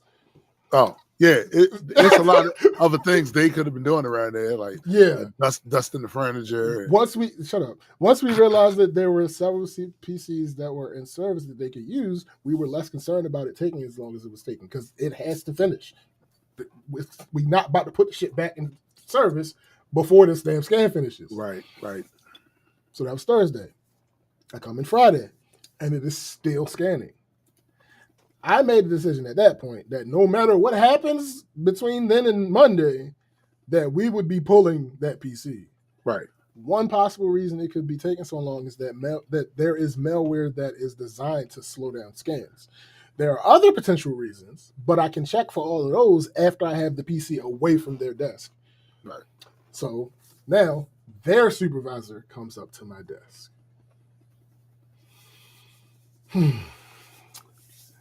She says, "What are we going to do about their PC?" I say, "What do you mean?" She says, "What do you mean? What do you mean?" She says, "Well, this scan has been running for days." I said, "Yeah." Yo, just the idea. No, it's crazy. It's absolutely ridiculous. It absolutely is. She said, "Well, this scan has been running for days." I said, "Yeah. I can't reconnect the PC until it finishes." She says, "Any idea how much longer it will be?" I say, "No." Keep going. I can hear you. She says, "Well, something needs to be done." I say, "However long the scan takes is however long the scan takes." So she walked off after that with an attitude. Okay. Could I have been nicer? Sure. If we had a better rapport, I would have been nicer. This is someone who doesn't even speak to me often. But I didn't tell her anything that wasn't true. But I definitely didn't sugarcoat anything for her either. Like, what are you talking about? She was being super unreasonable. No one person is worth the safety of the entire company. Like, that's not how this works. I'm not going to risk the functionality of the company and potentially people's personal information because one of your subordinates has to use other people's computers for a few days. Like, that's not going to happen. It's not a realistic thing. So, a little bit later, my boss comes in. I told her exactly what I did immediately. She asked me what I thought we should do with the PC. I told her at this point, we should just pull it from service regardless. But again, we couldn't do that until Monday anyway, when my supervisor gets back. So it wasn't hurting nothing by letting it finish scanning.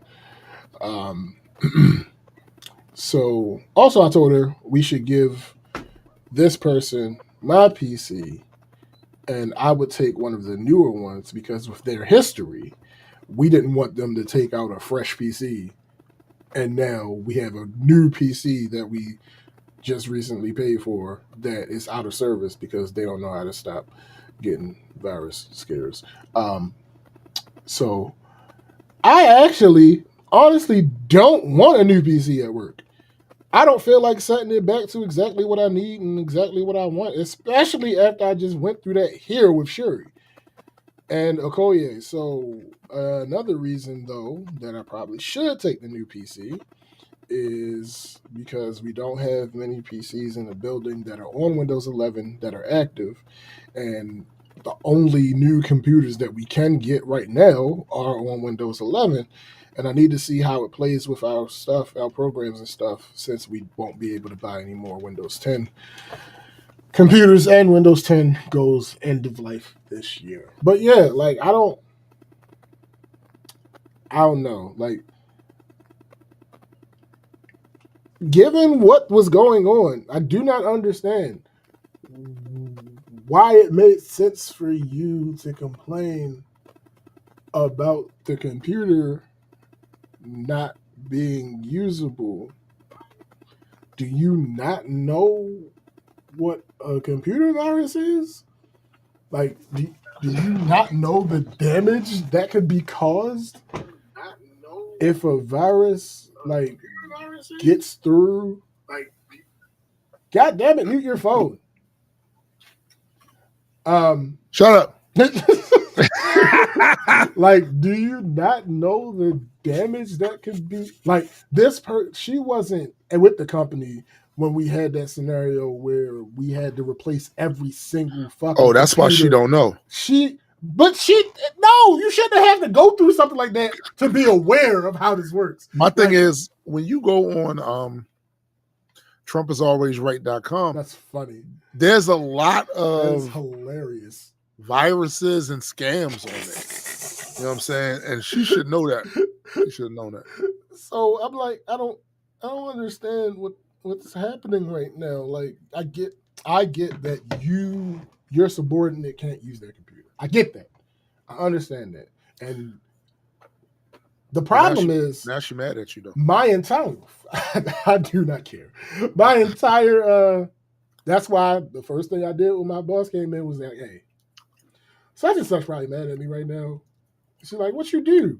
I said, she came back complaining about the computer, and I told her that the scan was going to last as long as the scan lasted. Whatever it takes. And my boss was like, oh. I'm going to tell you why your boss said, oh. I'm going to tell you why your boss said, oh, because she know you.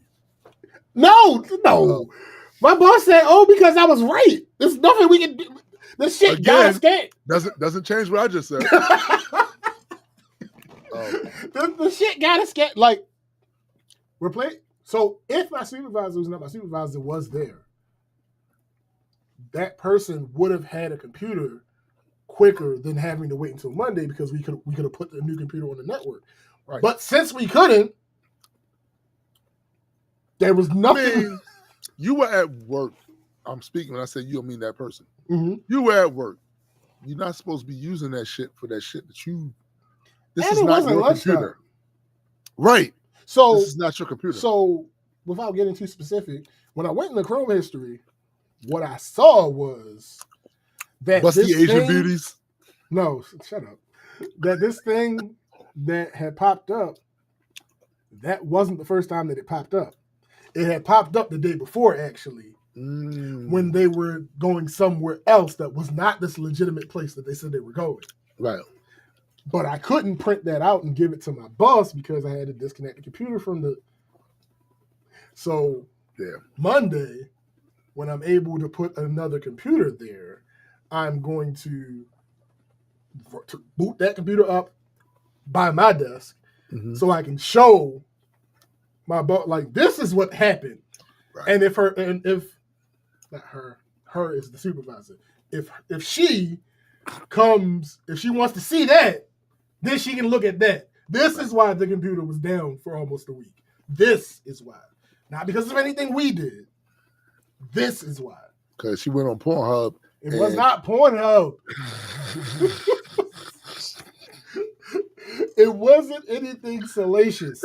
It just was somewhere that's not what she said she was doing. It is and not. It didn't happen when she and it's not one of the jobs suggested sites. No, absolutely not. Which is going to end up having us lock down the internet.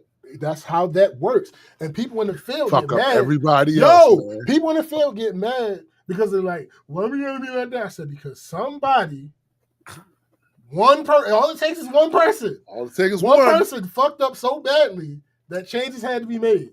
And then during that system, one person fucked up so badly that changes had to be made. And then for a last time, during that system, one person that fucked shit up is ass, so bad. It's how it works. Ass, and what I'm gonna do?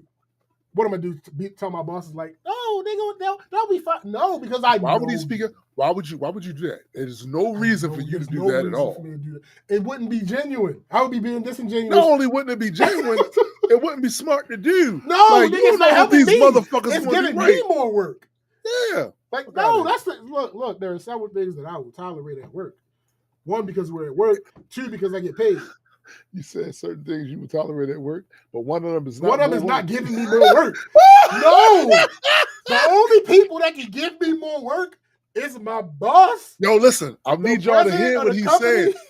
You can't give him work. You can't give me work. There's no work that you can give. The only people that can give me more work is my boss, my supervisor, who's not my supervisor, and the president of the company. They're the only three people that can give me more work. You can give him.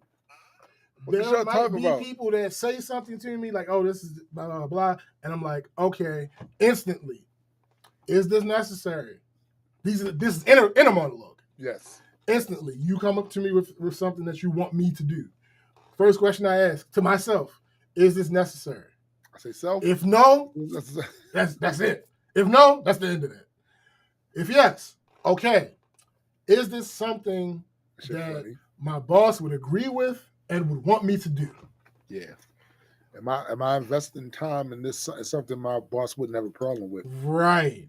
Yeah. If the answer is no, she wouldn't agree, that shit off. If she would, all right, cool.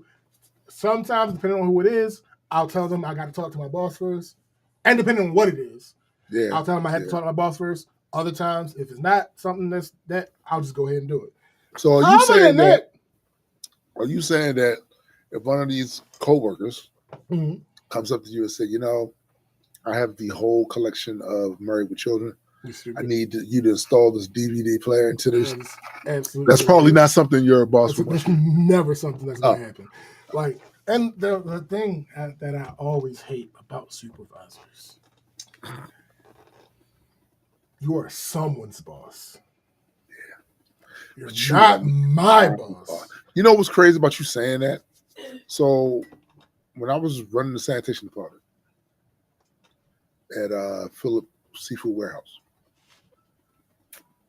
I was a supervisor. Mm-hmm. I wore the gray coat.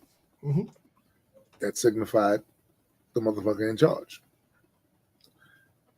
And yet, there were people that worked on production who felt like they could get me, because I was a supervisor, to do certain things that you only need the permission. You need the permission of a supervisor in order for you to do. And I would always tell them no, because I am not your supervisor. Correct. Because that's how that's supposed to go. Yeah, because I don't know what your supervisor has in mind. Absolutely. Or what she or disallows you to do. So if I give you that permission to do it, it takes the onus off of you and it puts it on me. Absolutely. And then me and your supervisor are going to have a conversation about why I am giving permissions to somebody that's not under my staff. And that's why I cut all that bullshit out. Yes, sir. And go straight to this. Hey, if it's another vice president and they say, hey, I need you to do this, and it don't line up, depending on who it is, and I can do better with some of this. I can do better with some of this, I will admit. Depending on who it is, it's going to either be a no, we're not doing that, or I'll be back. Or some Arnold Schwarzenegger term. Hey, listen, let me go holler at my boss, your peer, and see if this is something that she wants done that we can actually do. In the meantime, because you're not about to get me in trouble. Yeah, you're not about to get me in trouble. Facts. You like she is my boss. But see, I know you're important. Yes, you are somebody. I get the whole Jesse Jackson shit. Right. But what I'm saying, this is my boss. I report to this person. I'm not gonna have this person mad at me. See, that's the thing, right? Like, plenty of times I've had to tell managers that shit where it's like they trying to get me to get people to do, like, he don't work for me. Right. She don't work for me. Like in a very loose way. Yes, there's a hierarchy here at this place, and I am middle management, right? However, that only applies if it's out, to me, as far as I'm concerned, if it's outside of the work area and we are in neutral places around the company, the building, because yes, there are certain company policies, and that way, shit like that. You are a representative of the policies, and right. But outside of that, the work, if it's not in your purview, it's not in your I don't purview. do production. That's why I quit the job, because they tried to put me on to run one of the rooms in production. I was like, I don't do production, right. and I already see how y'all do motherfuckers that do production. So no, I fucked around and quit. And then that's when Calvin, I got a phone call from Calvin. He's up at Lancaster Foods. He calls me, was like, hey, yeah, I need you to come up here. So I'm gonna get you more money. And it's like almost 100 motherfuckers up here. You're gonna have to wrangle. He said they seem like they're all good workers, most of them from Guatemala and shit. I said, I'm on my way. And I ain't even get them whores 2 weeks. I gave 1 week. Listen. I gave 1 week. Listen. Hey, fuck you. I don't blame you. No. But yeah, so I would not be surprised if there. Actually, no, I don't think there will be. But I wouldn't be surprised if there's some type of. No, you know what? Fuck that. I know my boss enough. There won't be. I was going to say I wouldn't be surprised if there was some type of sit down or some shit. But no. With you? No, yeah. Well, with me and the supervisor. Oh. But knowing my boss, that's not gonna happen. You know who you have to deal with on a regular basis. Facts. And that is a priority. Honestly, nigga, I've had to tell vice presidents, like, nah, chill out, because this ain't like, because like, no, you're not about to, like, I'm not about to, because all right, so long time ago, somebody told me to do. They were vice president. I did that thing. It fucked a lot of shit up because they didn't have the right thing that I was supposed to nigga. That was your origin. They didn't have the right thing that I was supposed to disperse, and I dispersed it, and it ended up fucking a lot of shit up.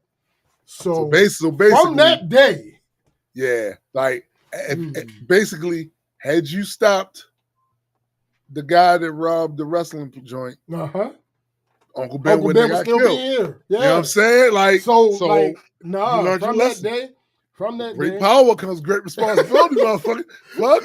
From that day, I run everything, unless it's something I already know for sure.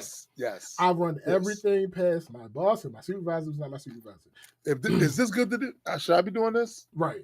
Because I don't want to be I straight walk. And in the order, even though I don't have to, because, again, the whole joke about her not being my supervisor is she don't want this position. She doesn't want to be responsible for another person. So I understand. And I don't know her title. So I don't know if she actually is supposed to be my supervisor or not. It's just that in the things that we do. Records. I don't know. I have no idea. But I refer to her as such because she's who I defer to. Right. So whenever one of those things pops up, I go straight to her first, even though I don't have to, because my boss, I have a direct line of communication with my boss, but I still go to her first because she knows my boss better than I know my boss. Right. And we can, if it's something that we both disagree with, but we know our boss might agree with it, we got to figure out another way to present it to her that might have her see it our way. So whenever something like that pop up, straight to my supervisor, not my supervisor. Hey, let me borrow your brain real quick. We gotta talk about this. Let me borrow your brain and authority real quick. Yeah, we gotta let's talk through this. All right, you feel the same way I feel? All right, cool. What should I say to our boss? Yeah, for real. So, for real. Yeah, like nah, I don't play those games. Like I said, I've had to tell vice presidents like, no, I'm not doing that. This, like, excuse you? They're like, right, that part. Yo, it's Kamala Harris. I am J.D. Vance. I am. What are you talking about? It's been just only once, But there was a situation where it was like, I'm Dan Quayle off this motherfucker. You telling me? It was one situation where they were basically like, "How dare you?" Yo, that's crazy. Yo, that's just crazy. I can only listen. Why am I seeing you in that situation right now? I'm like, listen, I don't know what to tell you, but how do you know not who I am? The reason I dare is because what my boss, who is also a vice president, is in charge of is these computers. Yeah. And I know a little bit more about them than you do. I ain't saying in these words, but I did have to explain myself. But I'm like, I know a little bit more about them than you do, and I promise you, this is not the right move. Yo, I can hear the one you said that to now. Like, who do you think you are? And then you answer them, who do people say I am?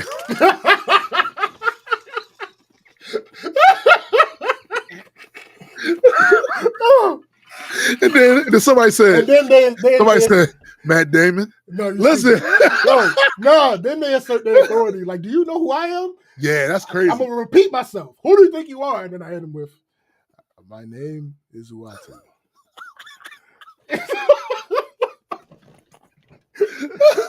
But no, like, so I don't understand why the supervisor, like I said, I get the point of my subordinate can't work.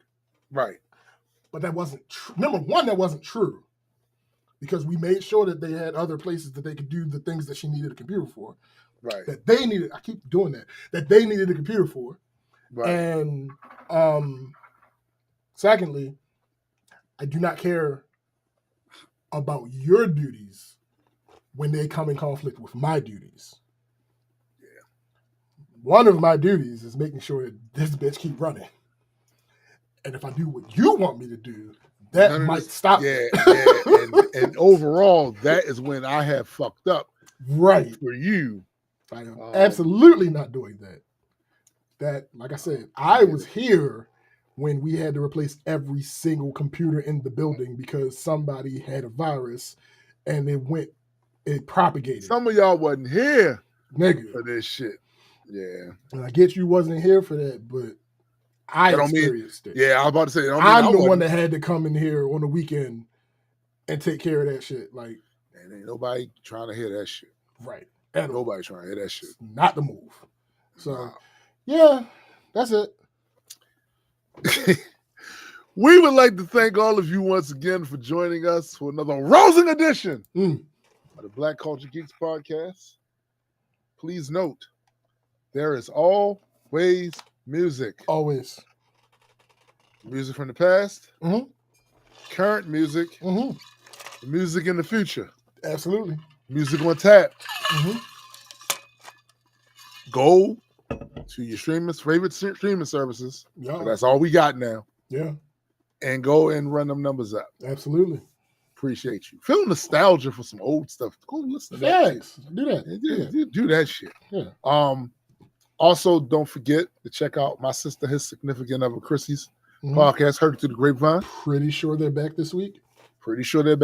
Now, next week we may not be here because SBJ is going out of town. I got an excursion. It's not a vacation. It's a trip. Oh, damn. Yeah, it's a trip. You're going to be tired of shit when you get back. Listen, that's why I took that week off. So, we leave Friday, we come back Sunday. I'm off that week. Oh, yeah. Because I'm not doing that. I know that's right. It's not a vacation. I did that last time when we went to New York. I'm not doing it this time. I don't blame you, bro. It's a trip. For those who don't know, vacation means I get to actually relax. Yes. Trip, I'm still going to enjoy myself.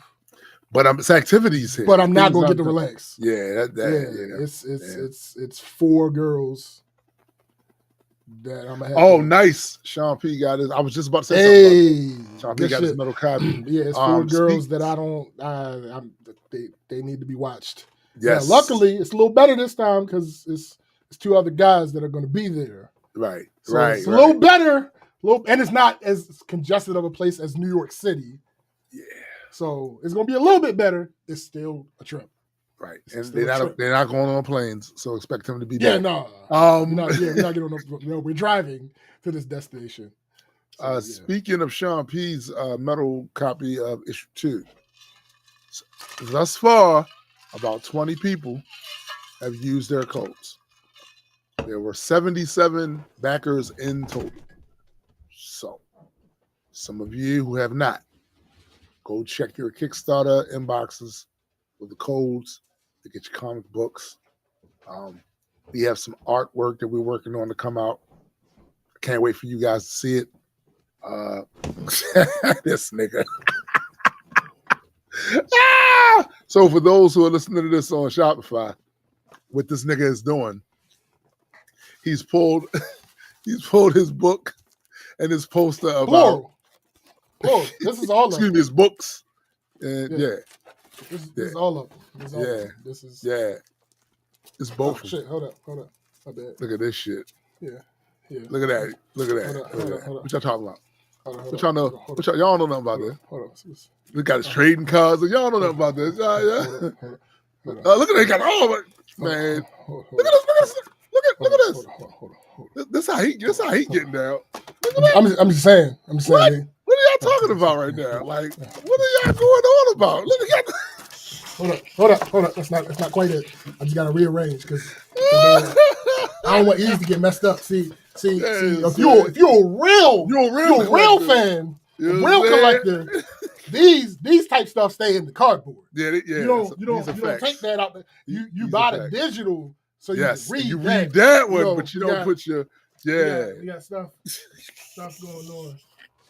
Look at things. Both of the shit. You know what I'm saying? Like should be happening. You know what I'm saying? Stuff and things. Prayers and terms. Concepts of stuff and things. So all of that shit, right? All of that.